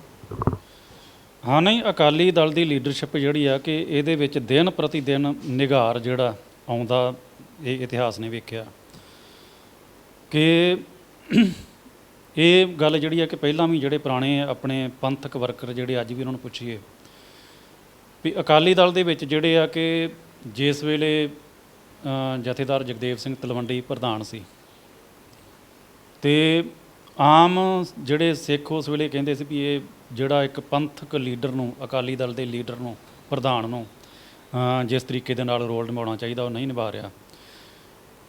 ਤੇ ਉਸ ਤੋਂ ਬਾਅਦ ਜਿਹੜਾ ਕਿ ਤਲਵੰਡੀ ਤੋਂ ਬਾਅਦ ਸੰਤ ਹਰਚੰਦ ਸਿੰਘ ਲੌਂਗੋਵਾਲ ਜਿਹੜਾ ਕਿ ਉਹ ਪ੍ਰਧਾਨ ਬਣਦਾ, ਪਰ ਜਦੋਂ ਲੌਂਗੋਵਾਲ ਦੀ ਜਿਹੜੀਆਂ ਕੁਝ ਕਾਰਗੁਜ਼ਾਰੀਆਂ ਜਿਹੜੀਆਂ ਸਾਹਮਣੇ ਆਉਂਦੀਆਂ, ਉਦੋਂ ਜਿਹੜੇ ਪੰਥਕ ਵਰਕਰ ਕਹਿੰਦੇ ਆ ਵੀ ਉਹ ਕਹਿੰਦੇ ਵੀ ਇਹਦੇ ਨਾਲੋਂ ਜਿਹੜਾ ਤਲਵੰਡੀ ਜਿਹੜਾ ਉਹ ਚੰਗਾ ਸੀ। ਤੇ ਲੌਂਗੋਵਾਲ ਜਿਹੜਾ ਕਿ 1985 ਦੇ ਵਿੱਚ ਜਦੋਂ ਦਿੱਲੀ ਨਾਲ ਸਮਝੌਤਾ ਕਰ ਲੈਂਦਾ, ਰਾਜੀਵ ਲੌਂਗੋਵਾਲ ਸਮਝੌਤਾ, ਉਸ ਤੋਂ ਬਾਅਦ ਉਹਦਾ ਕਤਲ ਹੋ ਜਾਂਦਾ। ਉਸ ਤੋਂ ਬਾਅਦ ਸੁਰਜੀਤ ਸਿੰਘ ਬਰਨਾਲਾ ਜਿਹੜਾ ਅਕਾਲੀ ਦਲ ਦਾ ਪ੍ਰਧਾਨ ਬਣਦਾ ਤੇ ਪੰਜਾਬ ਦਾ ਮੁੱਖ ਮੰਤਰੀ ਵੀ ਬਣਦਾ। ਤੇ ਬਰਨਾਲੇ ਦਾ ਰੋਲ ਜਦੋਂ ਸਾਹਮਣੇ ਆਉਂਦਾ ਤੇ ਉਸ ਵੇਲੇ ਉਹੀ ਪੰਥਕ ਵਰਕਰ ਕਹਿੰਦੇ ਆ ਕਿ ਬਰਨਾਲੇ ਨਾਲੋਂ ਲੌਂਗੋਵਾਲ ਜਿਹੜਾ ਉਹ ਕਾਫੀ ਹੱਦ ਤੱਕ ਚੰਗਾ ਸੀ। ਤੇ ਇਹੀ ਗੱਲ ਜਦ ਅਸਲ ਵਿੱਚ ਜਦੋਂ ਬਰਨਾਲਾ, ਕਿਉਂਕਿ ਬਰਨਾਲਾ ਜਦੋਂ ਮੁੱਖ ਮੰਤਰੀ ਬਣਿਆ, ਇਹਨੇ ਇੱਕ ਜਸਟਿਸ ਅਜੀਤ ਸਿੰਘ ਬੈਂਸ ਦੀ ਅਗਵਾਈ ਹੇਠ ਇੱਕ ਕਮੇਟੀ ਜਿਹੜੀ ਆ ਕਿ ਬਣਾਈ ਸੀ, ਜਿਹਦੇ ਕਿ ਸਿੱਖ ਨੌਜਵਾਨ ਜਿਨ੍ਹਾਂ ਨੂੰ ਅਰੈਸਟ ਕੀਤਾ ਗਿਆ ਸੀ ਵੀ ਉਹਨਾਂ ਦੇ ਕੇਸਾਂ ਦੀ ਨਜ਼ਰਸਾਨੀ ਕਰੇ। ਤੇ ਉਸ ਕਮੇਟੀ ਦੀਆਂ ਸਿਫਾਰਿਸ਼ਾਂ ਦੇ ਆਧਾਰ ਤੇ ਜਿਹੜੇ ਨਜਾਇਜ਼ ਜਿਹੜੇ ਆ ਕਿ ਨੌਜਵਾਨ ਅਰੈਸਟ ਕੀਤੇ ਗਏ ਸੀ, ਉਹਨਾਂ ਨੂੰ ਰਿਹਾ ਵੀ ਕੀਤਾ ਗਿਆ ਸੀਗਾ। ਤੇ ਬਰਨਾਲਾ ਸਰਕਾਰ ਜਿਹੜੀ ਆ ਟੁੱਟ ਜਾਂਦੀ ਆ। ਉਸ ਤੋਂ ਬਾਅਦ ਜਿਹੜਾ ਕਿ ਲੀਡਰਸ਼ਿਪ ਜਿਹੜੀ ਆ ਉਹ ਪ੍ਰਕਾਸ਼ ਸਿੰਘ ਬਾਦਲ ਦੇ ਹੱਥ ਆ ਜਾਂਦੀ ਆ। ਤੇ ਪ੍ਰਕਾਸ਼ ਸਿੰਘ ਬਾਦਲ ਜਿਸ ਵੇਲੇ ਮੁੱਖ ਮੰਤਰੀ ਬਣਦਾ ਤੇ ਇਹਦਾ ਜਦੋਂ ਰੋਲ ਉਹੀ ਪੰਥਕ ਵਰਕਰ ਦੇਖਦੇ ਆ ਤੇ ਉਹ ਕਹਿੰਦੇ ਆ ਕਿ ਸੁਰਜੀਤ ਸਿੰਘ ਬਰਨਾਲਾ ਇਹਦੇ ਨਾਲੋਂ ਚੰਗਾ ਸੀ। ਤੇ ਇਹ ਦਿਨ ਪ੍ਰਤੀ ਦਿਨ ਜਿਹੜਾ ਨਿਘਾਰ ਜਿਹੜਾ ਲੀਡਰਸ਼ਿਪ ਦੇ ਵਿੱਚ ਆਉਂਦਾ ਗਿਆ। ਤੇ ਮੇਰੇ ਖਿਆਲ ਨਾਲ ਇਹ ਆ ਕਿ ਹੁਣ ਵੀ ਅਸਲ ਵਿੱਚ ਜੇ ਅਸੀਂ ਕਹੀਏ ਕਿ ਮੰਨ ਲਓ ਸੁਖਬੀਰ ਬਾਦਲ ਦੇ ਹੱਥ ਜੇ ਕਮਾਂਡ ਆ ਜਾਂਦੀ ਜੇ ਪਿਛਲੇ ਸਮੇਂ ਵੀ ਆ ਜਾਂਦੀ ਤੇ ਪ੍ਰਕਾਸ਼ ਸਿੰਘ ਬਾਦਲ ਦੀ ਬਜਾਏ ਸੁਖਬੀਰ ਮੁੱਖ ਮੰਤਰੀ ਬਣ ਜਾਂਦਾ ਤੇ ਹੋ ਸਕਦਾ ਪੁਰਾਣੇ ਵਰਕਰ ਜਿਹੜੇ ਆ ਕਈ ਕੁਝ ਉਹਨਾਂ ਦੇ ਵਿੱਚੋਂ ਇਹ ਵੀ ਕਹਿੰਦੇ ਕਿ ਪ੍ਰਕਾਸ਼ ਸਿੰਘ ਬਾਦਲ ਇਹਦੇ ਨਾਲੋਂ ਚੰਗਾ ਸੀ, ਕਿਉਂਕਿ ਇਹ ਅਸੀਂ ਅਸਲ ਵਿੱਚ ਦਿਨ ਪ੍ਰਤੀ ਦਿਨ ਜਿਹੜਾ ਨਾ ਅਕਾਲੀ ਲੀਡਰਸ਼ਿਪ ਦੇ ਵਿੱਚ ਨਿਘਾਰ ਜਿਹੜਾ ਵੀ ਉਹ ਆਉਂਦਾ, ਜਿਹੜਾ ਕਿ ਉਹ ਅਸੀਂ ਪੰਥਕ ਵਰਕਰਾਂ ਨੇ ਉਹ ਦੇਖਿਆ। ਵਾਕਈ ਇਹ ਤਾਂ ਚਲੋ ਪ੍ਰਤੱਖ ਹੈ, ਸਭ ਨੂੰ ਪਤਾ ਹੈ ਕਿ ਨਿਗਾਰ ਦਿਨੋਂ ਦਿਨ ਆ ਰਿਹਾ ਹੈ। ਕਿਤੇ ਨਾ ਕਿਤੇ ਉਹ ਕੰਮ ਜਿਹੜੇ ਬਹੁਤ ਜ਼ਰੂਰੀ ਨੇ ਹੁੰਦੇ ਧਰਮ ਦੇ ਲਈ, ਜਾਂ ਫਿਰ ਇਹ ਕਹਿ ਲਓ ਕਿ ਖਾਲਸਾ ਜਿਹਨੂੰ ਅਸੀਂ ਕਹਿੰਦੇ ਹਾਂ, ਸਾਰੇ ਧਰਮਾਂ ਦੀ ਰਾਖੀ ਹੈ। ਸਾਡੇ ਗੁਰੂ ਸਾਹਿਬਾਨਾਂ ਨੇ ਹੋਰ ਧਰਮਾਂ ਦੇ ਲਈ, ਹੋਰ ਲੋਕਾਂ ਦੇ ਲਈ ਆਪਣੇ ਜਿਹੜੀਆਂ ਕੁਰਬਾਨੀਆਂ ਵੀ ਦਿੱਤੀਆਂ ਨੇ। ਪਰ ਉਦੋਂ ਦਾ ਹੁਣ ਜਿਹੜੇ ਨੇ ਇਹ ਲੋਕ ਧਰਮ ਦੇ ਨਾਂ 'ਤੇ ਇੱਦਾਂ ਲੱਗ ਰਿਹਾ ਕਿ ਠੱਗੀ ਮਾਰ ਰਹੇ ਨੇ ਸਾਡੇ ਨਾਲ। ਅੱਛਾ, ਦੂਸਰੇ ਬੰਨੇ ਜਦੋਂ ਆਪਾਂ ਗੱਲ ਕਰਦੇ ਹਾਂ ਬਲੂ ਸਟਾਰ ਦੀ ਗੱਲ ਕਰਦੇ ਹਾਂ, ਜੂਨ 1984 ਦੀ ਗੱਲ ਕਰਦੇ ਹਾਂ, ਜਨਰਲ ਸੁਬੇਗ ਸਿੰਘ ਬਾਰ-ਬਾਰ ਸਾਹਮਣੇ ਆਉਂਦੇ ਨੇ। ਤੇ ਤੁਹਾਡੀ ਕਿਤਾਬ ਦੇ ਵਿੱਚ ਇੱਕ ਜ਼ਿਕਰ ਹੈ, ਕਹਿੰਦੇ ਕਿ ਕੋਈ ਵਾਇਰਲੈਸ ਜਿਹੜੀ ਸੀਗੀ ਉਹ ਗੁੰਮ ਹੋ ਜਾਂਦੀ ਹੈ ਤੇ ਕਹਿੰਦੇ ਕਿ ਉਹ ਜਨਰਲ ਸੁਬੇਗ ਸਿੰਘ ਹੁਣਾਂ ਨੂੰ ਮਿਲਦੀ ਹੈ ਤੇ ਫਿਰ ਉਹ ਵਾਇਰਲੈਸ ਦੇ ਥਰੂ ਜਿਹੜੀਆਂ ਇਨਸਟਰਕਸ਼ਨ ਜਿਹੜੀਆਂ ਸੀ, ਜਿਹੜੀਆਂ ਹਦਾਇਤਾਂ ਜਿਹੜੀਆਂ ਸੀਗੀਆਂ, ਉਹ ਜਿਹੜੀ ਆਰਮੀ ਦੇ ਰਹੀ ਸੀਗੀ, ਉਹ ਸੁਣ ਕੇ ਫਿਰ ਉਹ ਆਪਣੀ ਯੋਜਨਾਬੰਦੀ ਕਰ ਰਹੇ ਸੀਗੇ। ਇਹ ਗੱਲ ਸਹੀ ਹੈ? ਹਾਂ ਬਿਲਕੁਲ। ਜਿਹੜੀ ਆ ਕਿ ਉਸ ਸਮੇਂ ਦੇ ਮੌਕੇ 'ਤੇ ਮੌਜੂਦ ਉੱਤੇ ਸਿੰਘ ਸੀਗੇ ਜਿਹੜੇ, ਤੇ ਉਹਨਾਂ ਦੇ ਮੁਤਾਬਕ ਜਿਹੜਾ ਕਿ ਆਰਮੀ ਨੂੰ ਜੋ ਵੀ ਹਦਾਇਤਾਂ ਦਿੱਤੀਆਂ ਜਾ ਰਹੀਆਂ ਸੀਗੀਆਂ, ਉਹਨਾਂ ਦੀ ਇਨਫੋਰਮੇਸ਼ਨ ਜਿਹੜੀ ਆ ਕਿ ਪਹਿਲਾਂ ਹੀ ਜਨਰਲ ਸੁਬੇਗ ਸਿੰਘ ਹੋਰਾਂ ਕੋਲ ਪਹੁੰਚ ਜਾਂਦੀ ਸੀ ਤੇ ਉਸੇ ਹਿਸਾਬ ਦੇ ਨਾਲ ਜਿਹੜਾ ਕਿ ਆਪਣੀ ਅਗਲੀ ਪਲੈਨਿੰਗ ਜਿਹੜੀ ਉਹ ਕਰ ਲੈਂਦੇ ਸੀ। ਅੱਛਾ ਬਲਜੀਤ ਜੀ, ਇੱਕ ਗੱਲ ਹੋਰ ਵੀ ਮੈਂ ਅਕਸਰ, ਪਤਾ ਨਹੀਂ ਇਹ ਗੱਲ ਸਹੀ ਹੈ ਕਿ ਮੈਂ ਪਹਿਲਾਂ ਵੀ ਇੰਟਰਵਿਊ 'ਚ ਪੁੱਛ ਚੁੱਕਿਆ ਕਿਸੇ ਨੂੰ, ਕਿ ਕਹਿੰਦੇ ਕਿ ਉਹ ਯੋਜਨਾਬੰਦ ਇਸ ਤਰੀਕੇ ਨਾਲ ਕੀਤੀ ਗਈ ਸੀ ਕਿ ਗੋਲੀਆਂ ਦਾ ਪਤਾ ਨਹੀਂ ਸੀ ਲੱਗਦਾ ਕਿ ਕਿੱਥੋਂ ਆ ਰਹੀਆਂ ਨੇ। ਕਿ ਜਨਰਲ ਸੁਬੇਗ ਸਿੰਘ ਹੋਰਾਂ ਨੇ ਇਸ ਤਰੀਕੇ ਦੇ ਨਾਲ ਲਾਮਬੰਦੀ ਕੀਤੀ ਹੋਈ ਸੀ ਕਿ ਬਹੁਤ ਘੱਟ ਅਸਲਾ ਹੋਣ ਦੇ ਬਾਵਜੂਦ ਵੀ ਬਹੁਤ ਸਾਰੇ ਸਿੰਘ ਇੱਦਾਂ ਲੜੇ ਕਿ ਇੱਦਾਂ ਲੱਗਦਾ ਸੀ ਕਿ ਤੁਸੀਂ ਇੰਡੀਅਨ ਆਰਮੀ ਨੂੰ ਬਹੁਤ ਮਤਲਬ ਟੱਕਰ ਦੇਣ ਦੇ ਮੁਕਾਬਲੇ ਨਾਲ ਲੜ ਰਹੇ ਸੀਗੇ। ਹਾਂ ਬਿਲਕੁਲ ਜੀ। ਜਨਰਲ ਸੁਬੇਗ ਸਿੰਘ ਇੱਕ ਮਹਾਨ ਸ਼ਖਸੀਅਤ ਸੀਗੇ ਜਿਨ੍ਹਾਂ ਨੇ 1971 ਦੀ ਜਿਹੜੀ ਆ ਕਿ ਜੰਗ ਦੇ ਵਿੱਚ ਕਹਿ ਸਕਦੇ ਹਾਂ ਕਿ ਜਿਹੜਾ ਬੰਗਲਾਦੇਸ਼ ਦਾ ਹੋਂਦ ਵਿੱਚ ਆਉਣਾ, ਉਹਦੇ ਵਿੱਚ ਜੇ ਸਭ ਤੋਂ ਵੱਡਾ ਰੋਲ ਜਿਹੜਾ ਕਿ ਫੌਜੀ ਸਿਖਲਾਈ ਦਾ, ਉਹ ਜਨਰਲ ਸੁਬੇਗ ਸਿੰਘ ਦਾ ਸੀਗਾ। ਉਹਨਾਂ ਨੇ ਜਨਰਲ ਸ਼ਾਹ ਬੇਗ ਬਣ ਕੇ ਜਿਹੜਾ ਕਿ ਉੱਥੋਂ ਦੇ ਬੰਗਲਾਦੇਸ਼ ਦੇ ਜਿਹੜੇ ਲੜਾਕੇ ਆ, ਗੁਰੀਲੇ, ਉਹਨਾਂ ਨੂੰ ਟ੍ਰੇਨਿੰਗ ਦਿੱਤੀ। ਤੇ ਉਸ ਤੋਂ ਬਾਅਦ ਜਿਹੜਾ ਕਿ 1971 ਦੀ ਵਾਰ ਦੇ ਵਿੱਚ ਜਿਹੜਾ ਕਿ ਬੰਗਲਾਦੇਸ਼ ਪਾਕਿਸਤਾਨ ਦੇ ਨਾਲੋਂ ਟੁੱਟ ਕੇ ਹੋਂਦ ਵਿੱਚ ਆਉਂਦਾ। ਉਸ ਤੋਂ ਬਾਅਦ ਜਿਹੜਾ ਕਿ ਇਸ ਮਹਾਨ ਜਰਨੈਲ ਦੇ ਖਿਲਾਫ ਜਿਹੜਾ ਕਿ ਅੰਦਰ ਖਾਤੇ ਆਰਮੀ ਦੇ ਵੱਡੇ ਅਫਸਰਾਂ ਵੱਲੋਂ ਸਾਜ਼ਿਸ਼ਾਂ ਹੁੰਦੀਆਂ, ਇਹਨਾਂ ਦੇ ਉੱਤੇ ਕਈ ਇਲਜ਼ਾਮ ਲਾਏ ਜਾਂਦੇ ਆ। ਤੇ ਇਹ ਆ ਕਿ ਉਹ ਉਹਨਾਂ ਨੂੰ ਬਦਨਾਮ ਕਰ ਸਕਦੇ ਆ, ਪਰ ਉਹਨਾਂ ਦੀ ਜਿਹੜੀ ਕਾਬਲੀਅਤ ਆ ਵੀ ਉਹ ਨਹੀਂ ਖੋ ਸਕਦੇ। ਉਹ ਕਾਬਲੀਅਤ ਜਿਹੜੀ ਸੀਗੀ ਉਹਦਾ ਮੁਜ਼ਾਹਰਾ ਜਿਹੜਾ ਕਿ ਉਹਨਾਂ ਨੇ 1984 ਦੇ ਵਿੱਚ ਉਹ ਮੰਨਿਆ। ਆਰਮੀ ਦੇ ਜਿਹੜੇ ਵੱਡੇ ਜਰਨੈਲ ਕਮਾਂਡਰ ਜਿਹੜੇ ਆ ਵੀ ਉਹਨਾਂ ਨੇ ਮੰਨਿਆ ਕਿ ਅਜਿਹੀ ਮੋਰਚਾਬੰਦੀ ਜਿਹੜੀ ਆ ਕਿ ਬਾਕਮਾਲ ਮੋਰਚਾਬੰਦੀ ਕਿ ਪਤਾ ਹੀ ਨਹੀਂ ਸੀ ਲੱਗਦਾ ਸਾਨੂੰ ਵੀ ਗੋਲੀ ਕਿੱਧਰੋਂ ਆ ਰਹੀ ਹੈ। ਅੱਛਾ, ਮੈਂ ਉਹਦੇ ਬਾਰੇ ਵੀ ਗੱਲ ਕਰਾਂਗਾ। ਮੈਂ ਇਲਜ਼ਾਮਾਂ ਬਾਰੇ ਪੁੱਛ ਰਿਹਾ ਸੀ ਕਿ ਕਿਹੜੇ ਇਲਜ਼ਾਮ ਜਿਹੜੇ ਸੀਗੇ ਇੰਡੀਅਨ ਆਰਮੀ 'ਚ ਹੁੰਦੇ ਲਾਏ, ਕੁਝ ਯਾਦ ਹੈ? ਬਹੁਤ ਹੀ ਘਟੀਆ ਕਿਸਮ ਦੇ ਇਲਜ਼ਾਮ, ਭ੍ਰਿਸ਼ਟਾਚਾਰ ਦੇ ਜਿਹੜਾ ਕਿ ਇਲਜ਼ਾਮ ਸੀ, ਜਿਹੜੇ ਕਿ ਬਾਅਦ ਦੇ ਵਿੱਚ ਉਹਨਾਂ ਦੇ ਵਿੱਚੋਂ ਉਹ ਬਰੀ ਹੋਏ ਅਦਾਲਤ ਦੇ ਵਿੱਚੋਂ। ਪਰ ਉਦੋਂ ਤੱਕ ਜਿਹੜਾ ਕਿ ਉਹ ਸਮਾਂ ਲੰਘ ਚੁੱਕਿਆ ਸੀਗਾ ਤੇ ਉਹ ਸੰਤ ਜਰਨੈਲ ਸਿੰਘ ਹੋਰਾਂ ਦੇ ਨਾਲ ਮਿਲ ਕੇ ਜਿਹੜਾ ਕਿ ਕੌਮ ਦੇ ਲਈ ਕੰਮ ਕਰ ਰਹੇ ਸੀ ਉਸ ਟਾਈਮ। ਤੇ ਕਈ ਜਿਹੜਾ ਕਿ ਉਹਨਾਂ ਨੇ ਜਿਸ ਤਰੀਕੇ ਦੇ ਨਾਲ ਆਰਮੀ ਦੇ ਵਿੱਚ, ਇੰਡੀਅਨ ਆਰਮੀ ਦੇ ਵਿੱਚ ਰਹਿ ਕੇ ਕੰਮ ਕੀਤਾ ਸੀ, ਉਹਨਾਂ ਨੂੰ ਪਤਾ ਸੀ ਵੀ ਇੰਡੀਅਨ ਆਰਮੀ ਦੇ ਜਿਹੜੇ ਅਫਸਰ ਨੇ ਵੀ ਉਹ ਕਿਹੜੇ ਕਿਹੜੇ ਤਰੀਕੇ ਵਰਤ ਸਕਦੇ ਆ। ਉਹਨਾਂ ਬਾਰੇ ਅਗਾਊਂ ਜਿਹੜੀ ਆ ਕਿ ਉਹਨਾਂ ਨੇ ਤਿਆਰੀ ਜਿਹੜੀ ਆ ਸਾਰੀ ਕੀਤੀ ਸੀ, ਇੱਥੋਂ ਤੱਕ ਕਿ ਇੱਕ ਬਹੁਤ ਹੀ ਜ਼ਹਿਰੀਲੀ ਗੈਸ ਜਿਹੜੀ ਆ ਜਿਹਦੀ ਵਰਤੋਂ ਕਰਨ ਦੀ ਅੰਤਰਰਾਸ਼ਟਰੀ ਪੱਧਰ ਦੇ ਉੱਤੇ ਜੰਗਾਂ ਦੇ ਵਿੱਚ ਵੀ ਮਨਾਹੀ ਆ, ਉਹਦੇ ਬਾਰੇ ਵੀ ਉਹਨਾਂ ਨੂੰ ਅੰਦਾਜ਼ਾ ਸੀਗਾ ਕਿ ਇੰਡੀਅਨ ਆਰਮੀ ਸਾਡੇ ਤੋਂ ਉੱਤੇ ਉਹ ਗੈਸ ਵੀ ਜਿਹੜੀ ਆ ਵਰਤ ਸਕਦੀ ਆ। ਤੇ ਉਹਨਾਂ ਨੇ ਉਹਦੇ ਲਈ ਵੀ ਮੋਰਚਿਆਂ ਦੇ ਵਿੱਚ ਜਿਹੜੇ ਸਿੰਘ ਤਾਇਨਾਤ ਸੀਗੇ ਉਹਨਾਂ ਨੂੰ ਹਦਾਇਤਾਂ ਕੀਤੀਆਂ ਹੋਈਆਂ ਸੀਗੀਆਂ ਕਿ ਮੰਨ ਲਓ ਜੇ ਉਹ ਗੈਸ ਵਰਤੀ ਜਾਂਦੀ ਆ ਤੇ ਪਿਆਜ਼ ਰੱਖਣੇ ਆ ਤੇ ਉਹਨਾਂ ਦਾ ਪਾਣੀ ਜਿਹੜਾ ਵਾ ਕਿ ਉਹ ਆਪਣਾ ਅੱਖਾਂ ਦੇ ਵਿੱਚ ਉਹ ਲਾਉਣਾ ਤੇ ਪਾਣੀ ਦੇ ਛਿੱਟੇ ਮਾਰਨੇ ਅੱਖਾਂ ਦੇ ਵਿੱਚ। ਤੇ ਜਾਣੀ ਕਿ ਪੂਰੀ ਤਿਆਰੀ ਜਿਹੜੀ ਹੈ ਕਿ ਉਹ ਸਮਾਂ ਆਇਆ, ਉਹ ਗੈਸ ਜਿਹੜੀ ਆ ਉਹ ਵਰਤੀ ਗਈ ਮੋਰਚਿਆਂ ਦੇ ਉੱਤੇ, ਸਿੰਘਾਂ ਦੇ ਉੱਤੇ। ਤੇ ਇੰਨੀ ਖਤਰਨਾਕ ਜ਼ਹਿਰੀਲੀ ਗੈਸ ਸੀ ਜਿਹੜੀ ਕਿ ਸਾਨੂੰ ਮੋਰਚੇ ਦੇ ਵਿੱਚ ਜਿਹੜੇ ਕਈ ਸਿੰਘ ਜਿਹੜੇ ਉਸ ਮੌਕੇ 'ਤੇ ਮੌਜੂਦ ਸੀਗੇ ਉਹਨਾਂ ਨੇ ਕਿਹਾ ਵੀ ਅੱਖਾਂ ਬਿਲਕੁਲ ਜਿਹੜਾ ਕਿ ਲਾਲ ਅੱਖਾਂ ਝਮਕੀਆਂ ਨਹੀਂ ਸੀ ਜਾਂਦੀਆਂ ਵੀ ਇੰਨੀ ਖਤਰਨਾਕ ਗੈਸ ਜਿਹੜੀ ਸੀਗੀ। ਹਾਲਾਂਕਿ ਇੱਕ ਸਿੰਘ ਜਿਹੜਾ ਕਿ ਜਿਹਦੀ ਡਿਊਟੀ ਉਸ ਵੇਲੇ ਰਾਜ ਸਿੰਘ ਫੌਜੀ ਜਿਹੜਾ ਵਰਪਾਲ ਪਿੰਡ ਦਾ, ਅਕਾਲ ਤਖਤ ਸਾਹਿਬ ਦੇ ਨਾਲ ਇੱਕ ਮਕਾਨ, ਉੱਚਾ ਮਕਾਨ ਸੀ ਜਿਹਦੀ ਛੱਤ ਦੇ ਉੱਤੇ ਉਹਦਾ ਮੋਰਚਾ ਸੀਗਾ। ਉਹਨੇ ਕਿਹਾ ਕਿ ਜਦੋਂ ਉਹ ਜ਼ਹਿਰੀਲੀ ਗੈਸ ਜਿਹੜੀ ਆ ਛੱਡੀ ਗਈ ਸਾਡੇ ਦੇ ਉੱਤੇ, ਉਹਦੇ ਮੋਰਚਿਆਂ ਦੇ ਉੱਤੇ ਸੁੱਟੇ ਗਏ ਉਹਦੇ ਗੋਲੇ, ਤੇ ਇੰਨਾ ਜਿਹੜਾ ਕਿ ਬੁਰਾ ਹਾਲ ਜਿਹੜਾ ਕਿ ਅੱਖਾਂ ਬਿਲਕੁਲ ਜਿਹੜੀਆਂ ਕਿ ਝਮਕੀਆਂ ਨਹੀਂ ਜਾ ਰਹੀਆਂ, ਜੇ ਕਿਸੇ ਦਾ ਮੂੰਹ ਖੁੱਲ੍ਹਾ ਆਪਣਾ ਜ਼ਬਾਨ ਜਿਹੜੀ ਹੈ ਤੇ ਉਹ ਜ਼ਬਾਨਾਂ ਬਾਹਰ ਆ ਗਈਆਂ। ਤੇ ਉਹਨਾਂ ਨੇ ਇਹ ਵੀ ਕਿਹਾ ਕਿ ਉਸ ਵੇਲੇ ਅਸੀਂ ਇੱਕ ਕਰਾਮਾਤ ਜਿਹੜੀ ਆ ਕਿ ਵਰਤਦੀ ਵੇਖੀ ਗੁਰੂ ਰਾਮਦਾਸ ਪਾਤਸ਼ਾਹ ਦੀ, ਵੀ ਇੱਕਦਮ ਹੀ ਕਹਿੰਦੇ ਵੀ ਹੁਮਸ ਦੇ ਵਿੱਚ ਜਿਹੜਾ ਕਿ ਇੱਕ ਹਵਾ ਦਾ ਤੇਜ਼ ਬੁੱਲਾ ਆਇਆ ਤੇ ਉਹ ਗੈਸ ਦਾ ਧੂੰਆਂ ਜਿਹੜਾ ਸੀਗਾ ਜ਼ਹਿਰੀਲੀ ਗੈਸ ਦਾ, ਵੀ ਉਹਦਾ ਰੁੱਖ ਸਿੰਘਾਂ ਦੇ ਮੋਰਚਿਆਂ ਵੱਲੋਂ ਹਟ ਕੇ ਤੇ ਆਰਮੀ ਵੱਲ ਹੋ ਗਿਆ। ਤੇ ਉਸ ਤੋਂ ਬਾਅਦ ਜਿਹੜਾ ਕਿ ਮੋਰਚਿਆਂ ਦੇ ਵਿੱਚ ਜਿਹੜੇ ਸਿੰਘ ਸੀ ਉਹਨਾਂ ਨੇ ਜੈਕਾਰੇ ਛੱਡੇ। ਤੇ ਜਿਹੜੀ ਉਹਦੀ ਜਿਹੜੇ ਉਹਨੇ ਸ਼ਬਦ ਜਿਹੜੇ ਆ ਕਿ ਜਦੋਂ ਮੈਂ ਉਹਦੀ ਇੰਟਰਵਿਊ ਕੀਤੀ ਆਪਣੀ ਕਿਤਾਬ ਲਈ, ਉਹ ਇਹ ਸੀਗੇ, ਉਹ ਕਹਿੰਦਾ ਕਿ ਇੰਨੀ ਗੋਲੀ ਫਿਰ ਸਿੰਘਾਂ ਨੇ ਮੋਰਚਿਆਂ ਦੇ ਵਿੱਚੋਂ ਵਰਾਈ ਕਿ ਪੂਰੀ ਦੀ ਪੂਰੀ ਪਰਿਕਰਮਾ ਜਿਹੜੀ ਆ ਕਿ ਫੌਜੀਆਂ ਦੀਆਂ ਲਾਸ਼ਾਂ ਨਾਲ ਭਰੀ ਹੋਈ ਜਿਹੜੀ ਆ ਦਿਸ ਰਹੀ ਸੀ। ਜਦੋਂ ਆਪਾਂ ਜਨਰਲ ਸੁਬੇਗ ਸਿੰਘ ਉਹਨਾਂ ਦੀ ਗੱਲ ਕਰਦੇ ਹਾਂ ਤੇ ਸਿਖਲਾਈ ਜਿਹੜੀ ਹੈ, ਤੁਸੀਂ ਕਹਿੰਦੇ ਕਿ ਬੰਗਾਲ ਦੇ ਵਿੱਚ ਉਹਨਾਂ ਨੇ ਸ਼ਾਹ ਬੇਗ ਬਣ ਕੇ, ਜਨਰਲ ਸ਼ਾਹ ਬੇਗ ਬਣ ਕੇ ਸਿਖਲਾਈ ਦਿੱਤੀ ਹੈ, ਤੇ ਜਿਹੜੇ ਇਹ ਸਿੰਘ ਲੜਦੇ ਸੀਗੇ ਇਹਨਾਂ ਨੂੰ ਕਿੱਥੇ ਸਿਖਲਾਈ ਦਿੱਤੀ ਜਾਂਦੀ ਸੀਗੀ? ਇਹ ਕਿਉਂਕਿ ਬਰੂਦ ਵੀ ਚਲਾ ਲੈਂਦੇ ਸੀ, ਕਈ ਸਿੰਘ ਤੇ ਇਹ ਵੀ ਕਹਿੰਦੇ ਆ ਕਿ ਅਸੀਂ ਹਰ ਤਰ੍ਹਾਂ ਦਾ ਹਥਿਆਰ ਚਲਾ ਲੈਂਦੇ ਸੀਗੇ, ਤੇ ਇਹ ਸਿਖਲਾਈ ਦਿੱਤੀ ਸੀ, ਜੇ ਦਿੱਤੀ ਸੀ ਤਾਂ ਕਿੱਥੇ ਦਿੱਤੀ ਸੀ? ਹਾਂ, ਇਹਨਾਂ ਨੂੰ ਉੱਥੇ ਕੰਪਲੈਕਸ ਦੇ ਅੰਦਰ ਜਿਹੜੇ ਆ ਕਿ ਕਈ ਥਾਵਾਂ ਇੱਦਾਂ ਦੀਆਂ ਸੀ ਜਿਹੜਾ ਕਿ ਬੇਸਮੈਂਟ ਦੇ ਵਿੱਚ ਵੀ ਇਹਨਾਂ ਨੂੰ ਸਿਖਲਾਈ ਦਿੱਤੀ ਜਾਂਦੀ ਸੀਗੀ।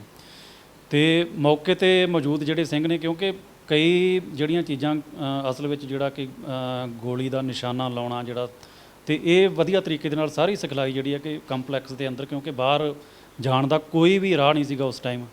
ਤੇ ਬੇਸਮੈਂਟ ਦੇ ਜਿਵੇਂ ਗੁਰੂ ਰਾਮਦਾਸ ਲੰਗਰ ਜਾਂ ਦੂਜੇ ਜਿਹੜੇ ਕਈ ਥਾਵਾਂ 'ਤੇ ਜਿਹੜੇ ਬੇਸਮੈਂਟ ਨੇ ਉਹਨਾਂ ਦੇ ਵਿੱਚ ਜਿਹੜੀ ਹੈ ਕਿ ਸਾਰੀ ਸਿਖਲਾਈ ਜਿਹੜੀ ਹੈ ਕਿ ਸਿੰਘਾਂ ਨੂੰ ਦਿੱਤੀ ਗਈ ਸੀ।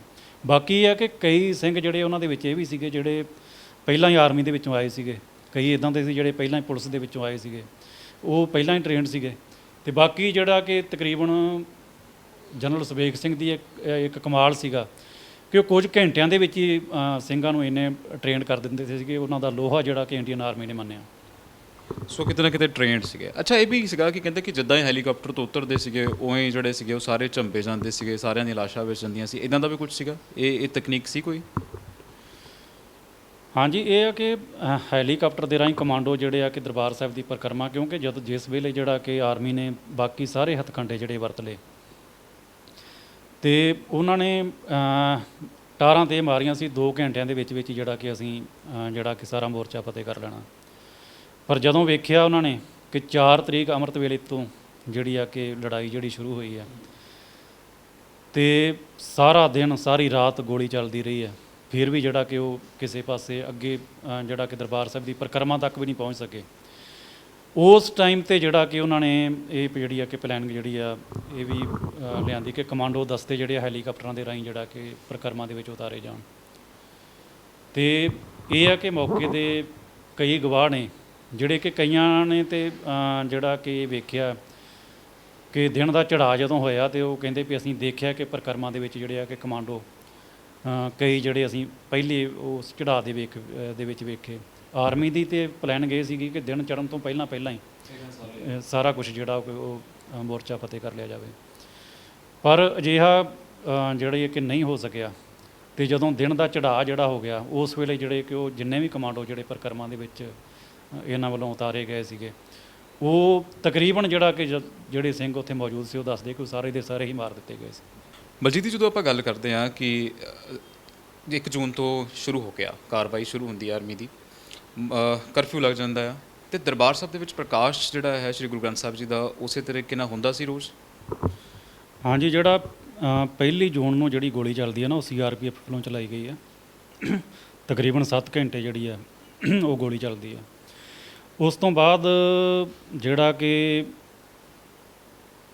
ਦੂਜਾ ਜਿਹੜਾ ਆਰਮੀ ਵੱਲੋਂ ਹਮਲਾ ਹੁੰਦਾ, ਉਹ 4 ਜੂਨ ਨੂੰ ਸਵੇਰੇ ਅੰਮ੍ਰਿਤ ਵੇਲੇ ਹੁੰਦਾ।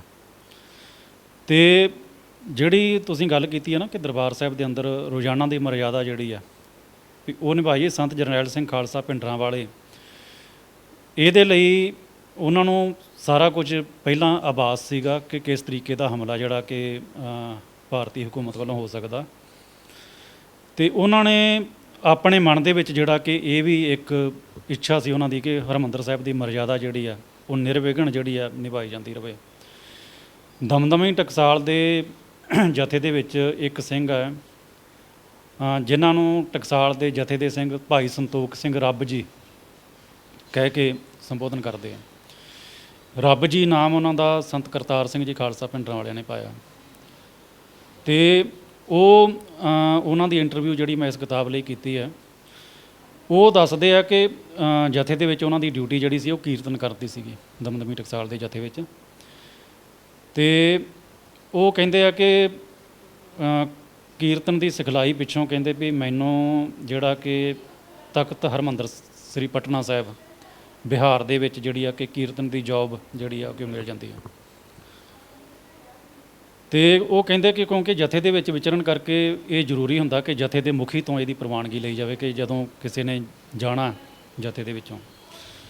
ਉਹ ਕਹਿੰਦੇ ਕਿ ਮੈਂ ਸੰਤ ਜਰਨੈਲ ਸਿੰਘ ਜੀ ਖਾਲਸਾ ਭਿੰਡਰਾਂ ਵਾਲਿਆਂ ਨੂੰ ਕਿਹਾ, ਇਹ ਤਕਰੀਬਨ 1983 ਦੀ ਗੱਲ ਆ, ਅਖੀਰਲੇ ਮਹੀਨਿਆਂ ਦੀ, ਕਿ ਮੈਨੂੰ ਜਿਹੜੀ ਆ ਕਿ ਡਿਊਟੀ ਮਿਲ ਗਈ ਆ ਪਟਨਾ ਸਾਹਿਬ ਦੇ ਵਿੱਚ ਤੇ ਮੈਂ ਤੁਹਾਡੀ ਇਜਾਜ਼ਤ ਲੈਣ ਆਇਆ ਕਿ ਮੈਂ ਜਾਵਾਂ। ਉਹ ਕਹਿੰਦੇ ਕਿ ਸੰਤ ਜਰਨੈਲ ਸਿੰਘ ਇਹ ਸੁਣ ਕੇ ਤੇ ਹੱਸ ਪਏ। ਇਹ ਅਸਲ ਵਿੱਚ ਗੱਲ ਜਿਹੜੀ ਆ ਕਿ ਇਹ ਸਿਰਫ ਇੰਨੀ ਨਹੀਂ ਆ ਕਿ ਸੰਤ ਜਰਨੈਲ ਸਿੰਘ ਹੋਰੀ ਪੰਥ ਦਰਦੀ ਸੀਗੇ, ਉਹਨਾਂ ਦੀ ਜਿਹੜੀ ਆਤਮਿਕ ਅਵਸਥਾ ਜਿਹੜੀ ਆ ਉਹਦੀਆਂ ਵੀ ਕਈ ਝਲਕਾਂ ਜਿਹੜੀਆਂ ਉਹਨਾਂ ਸਿੰਘਾਂ ਦੇ ਬਿਆਨਾਂ 'ਚੋਂ ਮਿਲਦੀਆਂ। ਉਹ ਕਹਿੰਦੇ ਵੀ ਸੰਤ ਜਰਨੈਲ ਸਿੰਘ ਇਹ ਗੱਲ ਸੁਣ ਕੇ ਤੇ ਹੱਸ ਪਏ। ਕਹਿੰਦੇ ਵੀ ਠੀਕ ਆ, ਤੂੰ ਜਾਣਾ ਤੇ ਜਾ, ਪਰ ਇਹ ਗੱਲ ਯਾਦ ਰੱਖੀ ਕਿ ਜਦੋਂ ਔਖਾ ਵੇਲਾ ਆਉਣਾ ਉਦੋਂ ਆਪਾਂ ਦੋਵਾਂ ਨੇ ਇਕੱਠੇ ਹੋਣਾ। ਉਹ ਕਹਿੰਦੇ ਵੀ ਮੈਨੂੰ ਜਿਹੜੀ ਆ ਕਿ ਇਹ ਗੱਲ ਸਮਝ ਨਹੀਂ ਆਈ ਵੀ ਸੰਤ ਕਹਿਣਾ ਕੀ ਚਾਹੁੰਦੇ ਆ। ਤੇ ਕਹਿੰਦੇ ਮੈਂ ਇਜਾਜ਼ਤ ਲੈ ਕੇ ਪਟਨਾ ਸਾਹਿਬ ਦੇ ਵਿੱਚ ਕੀਰਤਨ ਦੀ ਡਿਊਟੀ ਜਿਹੜੀ ਆ ਉਹ ਜਾ ਕੇ ਸੰਭਾਲ ਲਈ। ਤੇ ਉਸ ਤੋਂ ਬਾਅਦ ਕੀ ਹੁੰਦਾ, ਕਹਿੰਦੇ ਵੀ ਅਗਲੇ ਸਾਲ ਹੀ, ਕਿਉਂਕਿ ਪੰਜਾਬ ਤੋਂ ਬਾਹਰ ਜਿੰਨੇ ਵੀ ਇਤਿਹਾਸਕ ਗੁਰਦੁਆਰੇ ਆ ਉਹਨਾਂ ਦੇ ਵਿੱਚ ਇੱਕ ਜਿਹੜਾ ਇਹ ਸਿਸਟਮ ਹੁੰਦਾ ਕਿ ਜਿਸ ਵੇਲੇ ਪੰਜਾਬ ਦੇ ਵਿੱਚ ਕਣਕ ਦੀ ਵਾਢੀ ਹੁੰਦੀ ਹੈ ਅਪ੍ਰੈਲ ਦੇ ਮਹੀਨੇ, ਉਦੋਂ ਕਣਕ ਦੀ ਉਗਰਾਹੀ ਕਰਨ ਦੇ ਲਈ ਉੱਥੇ ਜਿਹੜੇ ਸਿੰਘ ਹੁੰਦੇ, ਮੁਲਾਜ਼ਮ ਹੁੰਦੇ, ਉਹਨਾਂ ਦੀਆਂ ਡਿਊਟੀਆਂ ਲਾਈਆਂ ਜਾਂਦੀਆਂ ਕਿ ਪੰਜਾਬ ਦੇ ਵਿੱਚੋਂ ਕਣਕ ਦੀ ਉਗਰਾਹੀ ਕਰਦੇ ਆ ਕੇ ਉਹ। ਤੇ ਭਾਈ ਸੰਤੋਖ ਸਿੰਘ ਦੀ ਡਿਊਟੀ ਜਿਹੜੀ ਆ ਕਿ ਉੱਥੋਂ ਕਣਕ ਦੀ ਉਗਰਾਹੀ ਦੇ ਲਈ ਪੰਜਾਬ 'ਚ ਲਾ ਦਿੱਤੀ ਜਾਂਦੀ ਹੈ। ਤੇ ਉਹ ਤਕਰੀਬਨ ਮਈ ਦੇ ਸ਼ੁਰੂਆਤ ਦੇ ਵਿੱਚ ਆਉਂਦੇ ਆ ਤੇ ਕਣਕ ਦੀ ਉਗਰਾਹੀ ਕਰਕੇ ਜਿਹੜੀ ਆ ਕਿ ਬਾਅਦ ਦੇ ਵਿੱਚ ਮਈ ਦੇ ਅਖੀਰਲੇ ਹਫਤੇ ਉਹਨਾਂ ਦੇ ਦਿਮਾਗ 'ਚ ਆਉਂਦਾ ਵੀ ਹੁਣ ਦਰਬਾਰ ਸਾਹਿਬ ਮੱਥਾ ਟੇਕ ਆਵਾਂ ਤੇ ਨਾਲ ਸੰਤ ਜਰਨੈਲ ਸਿੰਘ ਦੇ ਦਰਸ਼ਨ ਕਰਾਵਾਂ। ਤੇ ਉਹ ਕਹਿੰਦੇ ਕਿ ਮੈਂ ਜਦੋਂ ਆਇਆ ਤੇ ਮੈਂ ਦਰਬਾਰ ਸਾਹਿਬ ਮੱਥਾ ਟੇਕ ਕੇ ਜਦੋਂ ਜਾ ਰਿਹਾ ਸੀਗਾ ਤੇ ਸੰਤ ਜਰਨੈਲ ਸਿੰਘ ਹੋਰੀ ਮੈਨੂੰ ਪਰਿਕਰਮਾ ਦੇ ਵਿੱਚ ਸਿੰਘਾਂ ਦੇ ਨਾਲ ਆਉਂਦੇ ਰਸਤੇ 'ਚੋਂ ਮਿਲ ਪਏ। ਉਹ ਕਹਿੰਦੇ ਵੀ ਮੈਂ ਅੱਗੇ ਹੋ ਕੇ ਉਹਨਾਂ ਨੂੰ ਫਤਿਹ ਬੁਲਾਈ ਤੇ ਜਿਸ ਵੇਲੇ ਉਹਨਾਂ ਨੇ ਫਤਿਹ ਦਾ ਜਵਾਬ ਦਿੱਤਾ ਤੇ ਫਿਰ ਹੱਸ ਪਏ ਤੇ ਕਹਿੰਦੇ ਵੀ ਆ ਗਿਆ। ਤੇ ਕਹਿੰਦੇ ਤੈਨੂੰ ਕਿਹਾ ਸੀ ਜਦੋਂ ਔਖਾ ਸਮਾਂ ਆਉਣਾ ਆਪਾਂ ਇਕੱਠੇ ਹੋਣਾ ਤੇ ਹੁਣ ਤੂੰ ਇੱਥੇ ਰਹਿਣਾ, ਹੁਣ ਨਹੀਂ ਜਾਣਾ। ਉਹ ਭਾਈ ਸੰਤੋਖ ਸਿੰਘ ਕਹਿੰਦੇ ਕਿ ਮੈਂ ਕਿਹਾ ਸੰਤ ਜੀ ਮੇਰੀ ਡਿਊਟੀ ਆ ਵੀ ਮੈਂ ਤਾਂ ਵਾਪਸੀ ਜਾਣਾ ਪਟਨਾ ਸਾਹਿਬ। ਤੇ ਕਹਿੰਦੇ ਵੀ ਨਹੀਂ, ਇੱਥੇ ਵੀ ਇੱਕ ਡਿਊਟੀ ਆ ਜਿਹੜੀ ਕਿ ਨਿਭਾਉਣੀ ਬਹੁਤ ਜ਼ਰੂਰੀ ਆ ਤੇ ਹੁਣ ਤੂੰ ਵਾਪਸੀ ਨਹੀਂ ਜਾਣਾ। ਉਹ ਕਹਿੰਦੇ ਵੀ 7 ਵਚਨ ਕਹਿ ਕੇ ਮੈਂ ਕਿਹਾ ਵੀ ਠੀਕ ਆ। ਤੇ ਪਰਿਕਰਮਾ ਦੇ ਵਿੱਚ ਕਮਰੇ ਜਿਹੜੇ ਸੀ ਜਿਨ੍ਹਾਂ ਦੇ ਵਿੱਚ ਸਿੰਘਾਂ ਜਿਹੜੇ ਕਿ ਉਸ ਵੇਲੇ ਦੇ ਜੁਝਾਰੂ ਸਿੰਘ ਕਈ ਰਹਿੰਦੇ ਸੀਗੇ। ਸ਼ਾਇਦ 14 ਨੰਬਰ ਕਮਰਾ ਉਹਨਾਂ ਨੇ ਦੱਸਿਆ, ਜਿਹਦੇ ਵਿੱਚ ਭਾਈ ਦਲਬੀਰ ਸਿੰਘ ਅਭਿਆਸੀ ਤੇ ਭਾਈ ਸਵਰਨ ਸਿੰਘ ਰੋਡੇ ਜਿਹੜੇ ਸੰਤ ਜਰਨੈਲ ਸਿੰਘ ਦੇ ਭਤੀਜੇ ਸੀ, ਉਹਨਾਂ ਦੇ ਕੋਲੇ ਸੀਗਾ। ਕਹਿੰਦਾ ਮੈਂ ਉਹਨਾਂ ਦੇ ਕਮਰੇ ਦੇ ਵਿੱਚ ਜਿਹੜੀ ਆ ਕਿ ਉਹ ਰਿਹਾਇਸ਼ ਜਿਹੜੀ ਆ ਉਹ ਕਰ ਲਈ। ਤੇ ਉੱਥੇ ਕਹਿੰਦੇ ਵੀ ਰਹਿਣ ਦਿਆਂ ਮੈਨੂੰ ਥੋੜ੍ਹੇ ਦਿਨ ਹੀ ਹੋਏ ਜਦੋਂ 1 ਜੂਨ ਨੂੰ CRPF ਨੇ ਗੋਲੀ ਚਲਾਉਣੀ ਸ਼ੁਰੂ ਕਰ ਦਿੱਤੀ ਆ। ਤੇ ਫਿਰ ਕਹਿੰਦੇ ਵੀ ਮੇਰੇ ਹੌਲੀ ਹੌਲੀ ਜਿਹੜੇ ਸੰਤਾਂ ਨੇ ਕਈ ਮਹੀਨੇ ਪਹਿਲਾਂ ਜਿਹੜਾ ਮੈਨੂੰ ਕਿਹਾ ਸੀ ਨਾ ਵੀ ਜਦੋਂ ਔਖਾ ਸਮਾਂ ਆਉਣਾ ਆਪਾਂ ਇਕੱਠਿਆਂ ਹੋਣਾ, ਵੀ ਫਿਰ ਮੇਰੇ ਉਹ ਦਿਮਾਗ ਦੇ ਵਿੱਚ ਆਏ। ਤੇ ਜਿਸ ਵੇਲੇ 4 ਜੂਨ ਦਾ ਹਮਲਾ ਹੁੰਦਾ ਹੈ ਆਰਮੀ ਦੇ ਵੱਲੋਂ, ਉਹ ਕਹਿੰਦੇ ਵੀ ਗੋਲੀ ਇਸ ਤਰ੍ਹਾਂ ਮੀਂਹ ਵਾਂਗ ਵਰਦੀ ਸੀ ਵੀ ਜਿਵੇਂ ਮੀਂਹ ਵਰਦਾ ਨਾ ਵਾਛੜ, ਵੀ ਕੋਈ ਵੀ ਚੀਜ਼ ਜਿਹੜੀ ਆ ਆਪਣਾ ਬਚਾ ਨਹੀਂ ਸੀ, ਲੰਘ ਨਹੀਂ ਸੀ ਸਕਦਾ। ਉਹ ਕਹਿੰਦਾ ਮੈਂ ਥੰਮਲਿਆਂ ਦੀ ਜਿਹੜਾ ਕਿ ਓਟ ਲੈ ਕੇ ਜਿਹੜਾ ਕਿ ਕਮਰੇ ਦੇ ਵਿੱਚੋਂ ਸ੍ਰੀ ਅਕਾਲ ਤਖਤ ਸਾਹਿਬ ਤੇ ਪਹੁੰਚਿਆ ਸੰਤ ਜਰਨੈਲ ਸਿੰਘ ਜੀ ਦੇ ਕੋਲੇ। ਤੇ ਉਹਨਾਂ ਨੇ ਉਸ ਸਮੇਂ ਵੱਡੀ ਦਸਤਾਰ ਜਿਹੜੀ ਆ ਉਹ ਸਜਾਈ ਹੋਈ ਸੀਗੀ। ਤੇ ਕਹਿੰਦੇ ਵੀ ਮੈਨੂੰ ਵੇਖ ਕੇ ਉਹਨਾਂ ਨੇ ਕਿਹਾ ਵੀ ਆ ਹੁਣ ਤੇਰੀ ਡਿਊਟੀ ਜਿਹੜੀ ਆ ਨਾ ਉਹ ਮੈਂ ਤੁਹਾਨੂੰ ਦੱਸਦਾ ਵੀ ਤੂੰ ਹੁਣ ਦਰਬਾਰ ਸਾਹਿਬ ਦੇ ਅੰਦਰ ਜਾਣਾ ਤੇ ਲਗਾਤਾਰ ਜਿਹੜੀ ਹੈ ਕਿ ਕੀਰਤਨ ਦੀ ਸੇਵਾ ਜਿਹੜੀ ਉਹ ਟੁੱਟਣੀ ਨਹੀਂ ਚਾਹੀਦੀ। ਤੇ ਉਹ ਕਹਿੰਦੇ ਕਿ ਮੈਂ 7 ਵਚਨ ਕਹਿ ਕੇ ਜਿਹੜਾ ਕਿ ਵਰਦੀ ਹੋਈ ਗੋਲੀ ਦੇ ਵਿੱਚ ਜਦੋਂ ਕਿਸੇ ਵੀ ਤਰੀਕੇ ਬਚਦਾ ਬਚਾਉਂਦਾ ਦਰਸ਼ਨੀ ਡਿਓੜੀ ਤੱਕ ਪਹੁੰਚਿਆ, ਉੱਥੇ ਦਰਸ਼ਨੀ ਡਿਓੜੀ ਦੇ ਵਿੱਚ ਜਿਹੜਾ ਕਿ ਕੁਝ ਜਿਹੜੇ ਸ਼੍ਰੋਮਣੀ ਕਮੇਟੀ ਦੇ ਮੁਲਾਜ਼ਮ ਸੀਗੇ, ਸੇਵਾਦਾਰ, ਉਹ ਗੋਲੀਆਂ ਤੋਂ ਬਚਣ ਦੇ ਲਈ ਡਿਓੜੀ ਦੇ ਅੰਦਰ ਜਿਹੜੇ ਆ ਕਿ ਬੈਠੇ ਹੋਏ ਸੀ। ਕਿ ਕਹਿੰਦੇ ਵੀ ਉਹਨਾਂ ਨੇ ਜਦੋਂ ਪੁੱਛਿਆ ਮੈਨੂੰ ਵੀ ਕਿੱਥੇ ਤੂੰ ਆਪਣਾ ਪਤਾ ਲੱਗਾ ਵੀ ਇਹ ਅੰਦਰ ਜਾਣਾ ਚਾਹੁੰਦਾ ਦਰਬਾਰ ਸਾਹਿਬ ਦੇ, ਵੀ ਉਹ ਕਹਿੰਦੇ ਵੀ ਤੂੰ ਦਿਮਾਗ ਤੇਰਾ ਖਰਾਬ ਹੈ, ਵੀ ਅੰਦਰ ਮੀਂਹ ਵਾਂਗ ਗੋਲੀ ਵਰ ਰਹੀ ਹੈ, ਵੀ ਤੂੰ ਕਿਵੇਂ ਚੱਲ ਜਾਏਗਾ ਅੰਦਰ। ਤੇ ਉਹ ਕਹਿੰਦਾ ਮੈਂ ਕਿਹਾ ਵੀ ਮੇਰੀ ਡਿਊਟੀ ਜਿਹੜੀ ਆ ਸੰਤਾਂ ਨੇ ਲਾਈ ਆ ਤੇ ਮੈਂ ਕਿਸੇ ਵੀ ਹਾਲਤ ਦੇ ਵਿੱਚ ਦਰਬਾਰ ਸਾਹਿਬ ਦੇ ਅੰਦਰ ਜਾਣਾ ਹੀ ਜਾਣਾ। ਉਹ ਕਹਿੰਦਾ ਵੀ ਫਿਰ ਇੱਕ ਮੁਲਾਜ਼ਮ ਉਹਨਾਂ 'ਚੋਂ ਕਹਿੰਦਾ ਵੀ ਰਹਿਣ ਦੇ ਵੀ ਜਿਹੜੇ ਭਿੰਡਰਾਂ ਵਾਲੇ ਦੇ ਸਿੰਘ ਹੈ ਵੀ ਰੁਕਦੇ ਨਹੀਂ ਹੁੰਦੇ, ਵੀ ਇਹਨੂੰ ਜਾਣ ਦੇ।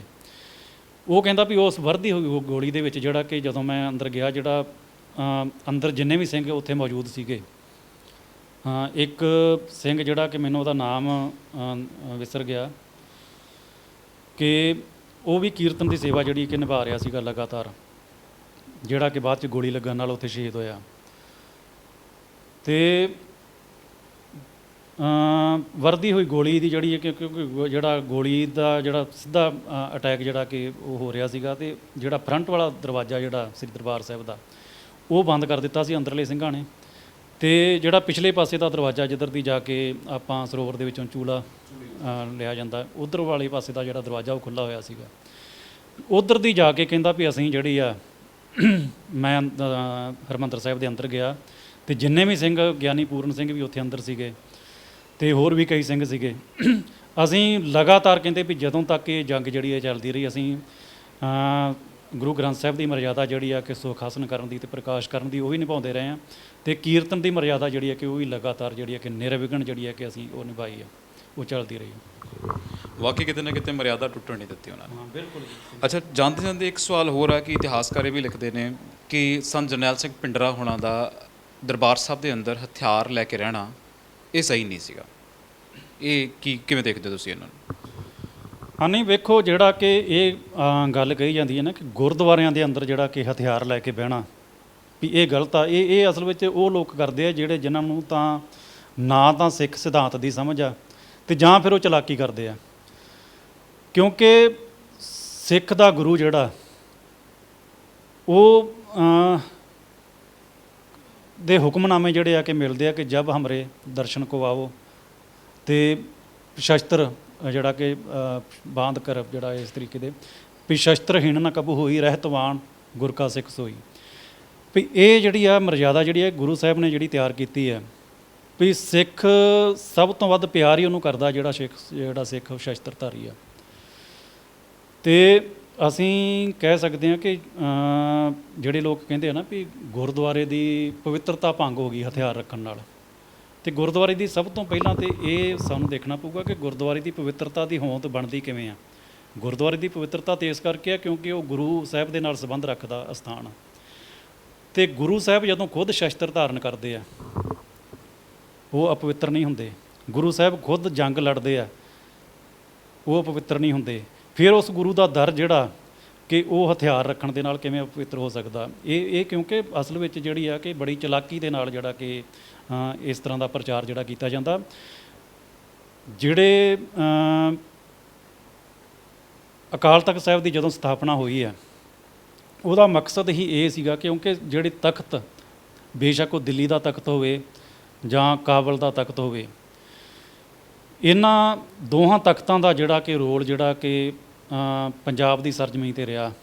ਦਿੱਲੀ ਦਾ ਤਖਤ ਵੀ ਜ਼ੁਲਮ ਕਰਦਾ ਰਿਹਾ ਅਤੇ ਕਾਬਲ ਦੇ ਤਖਤ ਵੱਲੋਂ ਵੀ ਹਮਲਾਵਰ ਜਿਹੜੇ ਆਉਂਦੇ ਰਹੇ ਆ, ਉਹ ਪੰਜਾਬ ਦੇ ਉੱਤੇ, ਇੱਥੋਂ ਦੇ ਲੋਕਾਂ ਦੇ ਉੱਤੇ ਜ਼ੁਲਮ ਕਰਦੇ ਰਹੇ, ਪੂਰੇ ਦੇਸ਼ ਦੇ ਉੱਤੇ ਜ਼ੁਲਮ ਕਰਦੇ ਰਹੇ ਆ। ਅਤੇ ਇੱਥੋਂ ਦੇ ਤਖਤਾਂ ਦੇ ਉੱਤੇ ਜਿਹੜੇ ਬੈਠੇ ਲੋਕ ਸੀ, ਕਿਉਂਕਿ ਤਖਤ ਦੇ ਉੱਤੇ ਗੁਰਬਾਣੀ ਦੇ ਵਿੱਚ ਆਉਂਦਾ, ਤਖਤ ਰਾਜਾ ਸੋਭ ਹੈ ਜੇ ਤਖਤ 'ਤੇ ਲਾਇਕ ਹੋਈ, ਵੀ ਤਖਤ ਦੇ ਉੱਤੇ ਬਹਿਣ ਦਾ ਹੱਕ ਉਹਨੂੰ ਹੈ ਜਿਹੜਾ ਉਹਦੇ ਲਾਇਕ ਆ। ਵੀ ਉਹ ਲਾਇਕ ਕਿਵੇਂ ਆ, ਵੀ ਇਹ ਤਖਤ 'ਤੇ ਬਹਿਣ ਵਾਲੇ ਦੀ ਜ਼ਿੰਮੇਵਾਰੀ ਆ ਕਿ ਜਿਹੜੀ ਪ੍ਰਜਾ ਉਹਦੀ ਸੁਰੱਖਿਆ ਕਰਨੀ ਆ ਅਤੇ ਉਹਨਾਂ ਨੂੰ ਨਿਆਂ ਦੇਣਾ ਜੇ ਕਿਸੇ ਨਾਲ ਅਨਿਆਂ ਹੁੰਦਾ ਤੇ।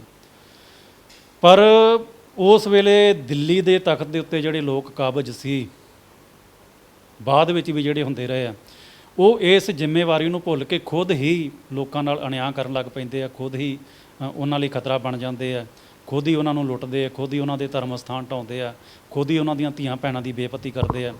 ਅਤੇ ਉਸ ਵੇਲੇ ਜਿਹੜਾ ਕਿ ਇਹ ਤਖਤ ਦੀ ਰਚਨਾ ਜਿਹੜੀ ਆ ਗੁਰੂ ਸਾਹਿਬ ਵੱਲੋਂ ਕੀਤੀ ਗਈ, ਇੱਕ ਸੱਚਾ ਤਖਤ, ਅਤੇ ਇਹਦਾ ਨਾਂ ਰੱਖਿਆ ਗਿਆ ਸ੍ਰੀ ਅਕਾਲ ਤਖਤ ਸਾਹਿਬ, ਅਕਾਲ ਪੁਰਖ ਦਾ ਤਖਤ। ਕਿ ਗੁਰਬਾਣੀ ਦੇ ਵਿੱਚ ਵੀ ਆਉਂਦਾ ਕਿ ਵੀ ਇਹ ਭੂਪਤ ਸਭ ਦਿਵਸ ਚਾਰ ਕੇ ਝੂਠੇ ਕਰਤ ਦਿਵਾਜਾ, ਕੋ ਹਰ ਸਮਾਨ ਨਹੀਂ ਰਾਜਾ, ਇਹ ਭੂਪਤ ਸਭ ਦਿਵਸ ਚਾਰ ਕੇ ਝੂਠੇ ਕਰਤ ਦਿਵਾਜਾ।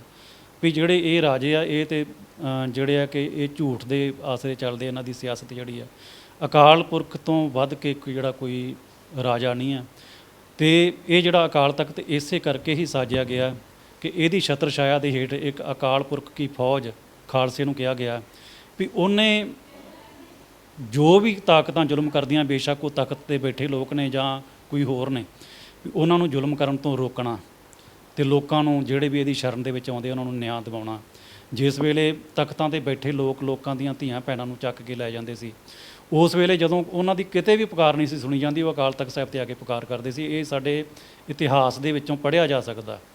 ਕਸੂਰ ਦੇ ਦਾ ਨਵਾਬ ਜਿਵੇਂ ਇੱਕ ਬ੍ਰਾਹਮਣ ਦੀ ਇਸਤਰੀ ਨੂੰ ਚੁੱਕ ਕੇ ਲੈ ਜਾਂਦਾ, ਉਹਨੂੰ ਕਿਤੇ ਵੀ ਇਨਸਾਫ ਨਹੀਂ ਮਿਲਦਾ, ਉਹ ਵਾਹੋਦਾਈ ਜਿਹੜਾ ਕਿ ਅੰਮ੍ਰਿਤਸਰ ਪਹੁੰਚਦਾ, ਜਿੱਥੇ ਉਸ ਵੇਲੇ ਸਰਬੱਤ ਖਾਲਸਾ ਜਿਹੜਾ ਜੁੜਿਆ ਹੁੰਦਾ, ਅਤੇ ਉਹ ਆ ਕੇ ਪੁਕਾਰ ਕਰਦਾ ਕਿ ਮੇਰੀ ਪਤਨੀ ਨੂੰ ਜਿਹੜਾ ਕਿ ਕਸੂਰ ਦਾ ਨਵਾਬ ਉਹ ਚੁੱਕ ਕੇ ਲੈ ਗਿਆ, ਅਤੇ ਮੇਰੀ ਕਿਸੇ ਨੇ ਨਹੀਂ ਸੁਣੀ, ਹੁਣ ਮੈਂ ਖਾਲਸੇ ਦੇ ਕੋਲ ਆਇਆ। ਅਤੇ ਉਸ ਵੇਲੇ ਜਿਹੜਾ ਕਿ ਗੁਰੂ ਕਾ ਖਾਲਸਾ ਜਿਹੜਾ ਕਿ ਲੰਗਰ ਜਿਹੜਾ ਕਿ ਤਿਆਰ ਸੀ ਛਕਣ ਲਈ, ਉਹਨਾਂ ਨੇ ਕਿਹਾ ਕਿ ਜਥੇਦਾਰ ਨੇ ਕਿਹਾ ਵੀ ਅਸੀਂ ਲੰਗਰ ਉਸ ਤੋਂ ਬਾਅਦ ਛਕਣਾ, ਕਿ ਪਹਿਲਾਂ ਇਹ ਬ੍ਰਾਹਮਣ ਜਿਹੜਾ ਇਹਦੀ ਇਸਤਰੀ ਜਿਹੜੀ ਉਹ ਛੁਡਾ ਕੇ ਲਿਆਉਣੀ ਹੈ। ਅਤੇ ਉਹ ਉੱਥੋਂ ਛੁਡਾ ਕੇ ਲਿਆਈ ਜਾਂਦੀ ਹੈ, ਭਾਵੇਂ ਕਿ ਉਹਦੇ ਲਈ ਸੈਂਕੜੇ ਸਿੰਘ ਉੱਥੇ ਸ਼ਹੀਦ ਹੁੰਦੇ ਆ। ਵੀ ਇਹ ਜ਼ਿੰਮੇਵਾਰੀ ਜਿਹੜੀ ਆ ਕਿ ਅਕਾਲ ਤਖਤ ਸਾਹਿਬ ਵੱਲੋਂ ਨਿਭਾਈ ਜਾਂਦੀ ਰਹੀ, ਅਤੇ ਇਹ ਜ਼ਿੰਮੇਵਾਰੀ ਸ਼ਸਤਰਧਾਰੀ ਸਿੰਘ ਹੀ ਨਿਭਾ ਸਕਦੇ ਆ, ਦੂਜੇ ਜਿਹੜੇ ਲੋਕ, ਕਿਉਂਕਿ ਬਿਨਾਂ ਸ਼ਸਤਰ ਤੋਂ ਰਹਿਤਨਾਮਿਆਂ ਦੇ ਵਿੱਚ ਵੀ ਕਿਹਾ ਗਿਆ ਕਿ ਭੇਡ ਦੇ ਸਮਾਨ ਬੰਦਾ, ਅਤੇ ਭੇਡਾਂ ਜ਼ਿੰਮੇਵਾਰੀ ਨਹੀਂ ਨਿਭਾ ਸਕਦੀਆਂ, ਕਿਸੇ ਨੂੰ ਬਚਾਉਣਾ, ਕਿਸੇ ਦੀ ਇੱਜ਼ਤ ਬਚਾਉਣੀ ਹੈ। ਅਤੇ ਇਹ ਜ਼ਿੰਮੇਵਾਰੀ ਸ਼ਸਤਰਧਾਰੀ ਖਾਲਸਾ ਜਿਹੜਾ ਸ੍ਰੀ ਅਕਾਲ ਤਖਤ ਸਾਹਿਬ ਦੀ ਛਤਰ ਛਾਇਆ ਦੇ ਹੇਠ ਨਿਭਾਉਂਦਾ ਰਿਹਾ। ਅਤੇ ਸੰਤ ਜਰਨੈਲ ਸਿੰਘ ਜੀ ਖਾਲਸਾ ਭਿੰਡਰਾਂ ਵਾਲਿਆਂ ਦੇ ਸਮੇਂ ਵੀ ਅਸੀਂ ਦੇਖਦੇ ਹਾਂ ਬਹੁਤ ਘਟਨਾਵਾਂ ਨੇ ਜਿਨ੍ਹਾਂ ਦੀ ਗਵਾਹੀ ਖੁਸ਼ਵੰਤ ਸਿੰਘ ਵਰਗੇ ਪੱਤਰਕਾਰਾਂ ਨੇ ਵੀ ਦਿੱਤੀ ਆ। ਉਹਨਾਂ ਦੀਆਂ ਅੱਖਾਂ ਦੇ ਸਾਹਮਣੇ ਵਾਪਰਿਆ ਕਿ ਇੱਕ ਹਿੰਦੂ ਸ਼ਖਸ ਉੱਥੇ ਆਉਂਦਾ ਕਿ ਮੇਰੀ ਕੁੜੀ ਜਿਹੜਾ ਕਿ ਇੱਕ ਬਦਮਾਸ਼ ਕਿਸਮ ਦਾ ਬੰਦਾ, ਜਿਹੜਾ ਹਾਲਾਂਕਿ ਉਹ ਵੀ ਇੱਕ ਹਿੰਦੂ ਸਮਾਜ ਦੇ ਨਾਲ ਹੀ ਸੰਬੰਧ ਰੱਖਦਾ, ਵੀ ਉਹ ਚੁੱਕ ਕੇ ਲੈ ਗਿਆ। ਅਤੇ ਕੋਈ ਪੁਲਿਸ ਜਿਹੜੀ ਆ ਮੇਰੀ ਪੁਕਾਰ ਨਹੀਂ ਸੁਣ ਰਹੀ, ਕੋਈ ਜਿਹੜਾ ਲੀਡਰ, ਕੋਈ MLA ਨਹੀਂ ਸੁਣ ਰਿਹਾ, ਅਤੇ ਹਾਰ ਕੇ ਮੈਂ ਤੁਹਾਡੇ ਕੋਲ ਆਇਆ। ਅਤੇ ਉਸ ਵੇਲੇ ਸੰਤ ਜਰਨੈਲ ਸਿੰਘ ਵੱਲੋਂ ਕੁਝ ਸਿੰਘਾਂ ਦੀ ਡਿਊਟੀ ਲਾਈ ਜਾਂਦੀ ਆ, ਜਿਹੜੇ 2 ਘੰਟਿਆਂ ਦੇ ਵਿੱਚ ਉਹ ਕੁੜੀ ਨੂੰ ਛੁਡਾ ਕੇ ਅਤੇ ਉਸ ਹਿੰਦੂ ਸ਼ਖਸ ਦੇ ਹਵਾਲੇ ਕਰਦੇ ਆ। ਅਤੇ ਅਸੀਂ ਕਹਿ ਸਕਦੇ ਹਾਂ ਕਿ ਉਹ ਜਿਹੜੀ ਜ਼ਿੰਮੇਵਾਰੀ ਜਿਹੜੀ ਗੁਰੂ ਹਰਗੋਬਿੰਦ ਪਾਤਸ਼ਾਹ ਵੱਲੋਂ ਲਾਈ ਗਈ ਖਾਲਸੇ ਆਪਣਾ ਅਕਾਲ ਤਖਤ ਸਾਹਿਬ ਦੀ ਛਤਰ ਛਾਇਆ ਦੇ ਹੇਠ ਸਿੱਖਾਂ ਦੀ, ਵੀ ਉਹ ਜ਼ਿੰਮੇਵਾਰੀ ਸੰਤ ਜਰਨੈਲ ਸਿੰਘ ਖਾਲਸਾ ਭਿੰਡਰਾਂ ਵਾਲਿਆਂ ਵੱਲੋਂ ਬਾਖੂਬੀ ਨਿਭਾਈ ਜਾ ਰਹੀ ਸੀ। ਅਤੇ ਇਹਨਾਂ ਨੂੰ ਸਮੇਂ ਦੀਆਂ ਹਕੂਮਤਾਂ ਕੋਈ ਵੀ ਨਹੀਂ, ਬੇਸ਼ੱਕ ਇਹਨਾਂ ਨੂੰ ਚਿੰਤਾ ਇਹ ਨਹੀਂ ਸੀ ਵੀ ਇੱਥੇ ਜਿਹੜਾ ਕਿ ਕੁਝ ਗੈਰ ਕਾਨੂੰਨੀ ਗਤੀਵਿਧੀਆਂ ਹੋ ਰਹੀਆਂ। ਅਸਲ ਵਿੱਚ ਜਿਹੜਾ ਕਿ ਇੱਕ ਇਹਨਾਂ ਨੂੰ ਆਪਣਾ ਤਖਤ ਜਿਹੜਾ ਕਿ ਡੋਲਦਾ ਨਜ਼ਰ ਆਉਣ ਲੱਗ ਪਿਆ ਸੀ, ਕਿਉਂਕਿ ਜਿਨ੍ਹਾਂ ਦੀ ਪੁਕਾਰ ਕਿਤੇ ਵੀ ਨਹੀਂ ਸੀ ਸੁਣੀ ਜਾਂਦੀ, ਉਹਨਾਂ ਦੀ ਪੁਕਾਰ ਜਿਹੜੀ ਹੈ ਕਿ ਸ੍ਰੀ ਅਕਾਲ ਤਖਤ ਸਾਹਿਬ 'ਤੇ ਸੁਣੀ ਜਾਂਦੀ ਸੀ। ਅਤੇ ਆਮ ਮਜ਼ਲੂਮ ਲੋਕਾਂ ਦਾ ਰੁਝਾਨ ਜਿਹੜਾ ਕਿ ਉਹ ਇਹ ਬਣਦਾ ਜਾ ਰਿਹਾ ਸੀਗਾ ਕਿ ਜੇ ਕਿਤੋਂ ਵੀ ਇਨਸਾਫ ਨਹੀਂ ਮਿਲਦਾ ਅਤੇ ਸੰਤ ਜਰਨੈਲ ਸਿੰਘ ਹੋਰਾਂ ਕੋਲੇ ਜਾਓ, ਤੁਹਾਨੂੰ ਇਨਸਾਫ ਦੇਣਗੇ। ਤੇ ਇਸ ਗੱਲ ਤੋਂ ਜਿਹੜਾ ਕਿ ਹਕੂਮਤ ਡੋਲਦੀ ਸੀ ਕਿ ਕਈ ਇਹ ਪੱਤਰਕਾਰਾਂ ਨੇ ਵੀ ਲਿਖਿਆ ਕਿ ਇੰਦਰਾ ਗਾਂਧੀ ਕਹਿੰਦੀ ਸੀ ਵੀ 2 ਹਕੂਮਤਾਂ ਜਿਹੜੀਆਂ ਚੱਲ ਰਹੀਆਂ 2 ਨਹੀਂ ਚੱਲਣ ਦੇਣੀਆਂ, ਹਕੂਮਤ ਇੱਕ ਹੀ ਚੱਲੂਗੀ। ਤੇ ਇਹੀ ਇੱਕ ਜਿਹੜਾ ਕਿ ਅਸੀਂ ਕਹਿ ਸਕਦੇ ਹਾਂ ਕਿ ਦਰਬਾਰ ਸਾਹਿਬ ਦੇ ਉੱਤੇ ਹਮਲਾ ਕਰਨ ਦਾ ਜਿਹੜਾ ਉਹਨਾਂ ਦਾ ਇੱਕ ਟੀਚਾ ਸੀ, ਇਹ ਮਕਸਦ ਸੀਗਾ। ਪਰ ਜਿਹੜਾ ਜਿੱਥੋਂ ਤੱਕ ਸੰਤ ਜਰਨੈਲ ਸਿੰਘ ਖਾਲਸਾ ਭਿੰਡਰਾਂ ਵਾਲਿਆਂ ਦਾ ਰੋਲ ਆ, ਉਹ ਉਹੀ ਜਿਹੜੀ ਜ਼ਿੰਮੇਵਾਰੀ ਨਿਭਾ ਰਹੇ ਸੀਗੇ ਕਿ ਜਿਹੜੀ ਗੁਰੂ ਸਾਹਿਬ ਨੇ ਸਿੱਖ ਨੂੰ ਬਖਸ਼ਿਸ਼ ਕੀਤੀ ਹੈ। ਵਾਕਈ ਜ਼ਿੰਮੇਵਾਰੀਆਂ ਜਿਹੜੀਆਂ ਨੇ ਉਹ ਉਹੀ ਨਿਭਾ ਸਕਦਾ ਜਿਹੜਾ ਉਹਦੇ ਲਾਇਕ ਹੋਵੇ। ਬਲਜੀਤ ਜੀ, ਤੁਸੀਂ ਸਾਡੇ ਨਾਲ ਗੱਲਬਾਤ ਕੀਤੀ, ਤੁਹਾਡਾ ਬਹੁਤ ਬਹੁਤ ਧੰਨਵਾਦ। ਹਾਂ, ਬਹੁਤ ਬਹੁਤ ਧੰਨਵਾਦ ਜੀ। ਜੂਨ ਦਾ ਮਹੀਨਾ ਜਿਹੜਾ ਕਿ ਅਸਲ ਵਿੱਚ ਹਰੇਕ ਸਿੱਖ ਲਈ ਜਿਹੜਾ ਕਿ ਉਹ ਜ਼ਖਮ ਜਿਹੜੇ ਨੇ ਉਹ ਤਾਜ਼ਾ ਕਰ ਦਿੰਦਾ, ਤੇ ਇਹਨੂੰ ਤੁਸੀਂ ਜਿਹੜਾ ਕਿ ਸਾਡੀ ਕੌਮ ਦੀ ਪੀੜ ਨੂੰ ਜਿਹੜਾ ਕਿ ਪੂਰੀ ਦੁਨੀਆ ਦੇ ਸਾਹਮਣੇ ਰੂਬਰੂ ਕਰ ਲਈ ਅਸੀਂ ਤੁਹਾਡਾ ਧੰਨਵਾਦ ਕਰਦੇ ਹਾਂ ਜੀ। ਬਹੁਤ ਬਹੁਤ ਧੰਨਵਾਦ। ਵਾਹਿਗੁਰੂ ਜੀ ਕਾ ਖਾਲਸਾ, ਵਾਹਿਗੁਰੂ ਜੀ ਕੀ ਫਤਿਹ ਜੀ। ਇਤਿਹਾਸ ਲਿਖਣ ਵਾਲੇ ਲਿਖ ਜਾਂਦੇ ਨੇ, ਪਰ ਬਹੁਤ ਵਾਰ ਇਤਿਹਾਸ ਨੂੰ ਪੜ੍ਹਨਾ ਤੇ ਖਗੋਲਣਾ ਬਹੁਤ ਜ਼ਰੂਰੀ ਹੁੰਦਾ ਹੈ। ਜੂਨ 1984 ਦਾ ਇਤਿਹਾਸ ਵੀ ਕੁਝ ਇਦਾਂ ਦਾ ਹੀ ਹੈ। ਬਹੁਤ ਕੁਝ ਲਿਖਿਆ ਗਿਆ, ਬਹੁਤ ਕੁਝ ਪੜ੍ਹਿਆ ਵੀ ਗਿਆ ਤੇ ਬਹੁਤ ਸਾਰੀਆਂ ਇੰਟਰਵਿਊਜ਼ ਵੀ ਹੋਈਆਂ। ਅਸਲ ਸੱਚ ਕੀ ਹੈ, ਇਹਦੀ ਭਾਲ ਮੈਂ ਲਗਾਤਾਰ ਕਰਦਾ ਰਹਾਂਗਾ, ਔਰ ਇੱਦਾਂ ਦੇ ਜਿਹੜੇ ਵਿਦਵਾਨ ਨੇ ਜਿਨ੍ਹਾਂ ਨੇ ਬਹੁਤ ਕੁਝ ਖਗੋਲਣ ਤੋਂ ਬਾਅਦ ਲਿਖਿਆ ਹੈ, ਉਹਨਾਂ ਨੂੰ ਤੁਹਾਡੇ ਰੂਬਰੂ ਲੈ ਕੇ ਆਉਂਦਾ ਰਹਾਂਗਾ। ਕੈਮਰਾਮੈਨ ਅਭੀ ਦੇ ਨਾਲ ਮੈਂ ਜਤਿੰਦਰ ਸਿੰਘ ਖਹਿਰਾ, ਟੀਵੀ ਪੰਜਾਬ ਦੇ ਲਈ।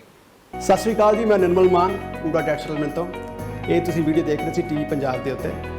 ਇਹੋ ਜਿਹੇ ਹੋਰ ਜਾਣਕਾਰੀ ਭਰਪੂਰ ਵੀਡੀਓ ਦੇਖਣ ਵਾਸਤੇ ਟੀਵੀ ਪੰਜਾਬ ਦੇ ਚੈਨਲ ਨੂੰ ਸਬਸਕ੍ਰਾਈਬ ਕਰੋ ਤੇ ਨਾਲ ਹੇਠ ਦਿੱਤੇ ਹੋਏ ਬੈਲ ਆਈਕਨ ਦੇ ਬਟਨ ਦਬਾਓ। ਸਤਿ ਸ਼੍ਰੀ ਅਕਾਲ।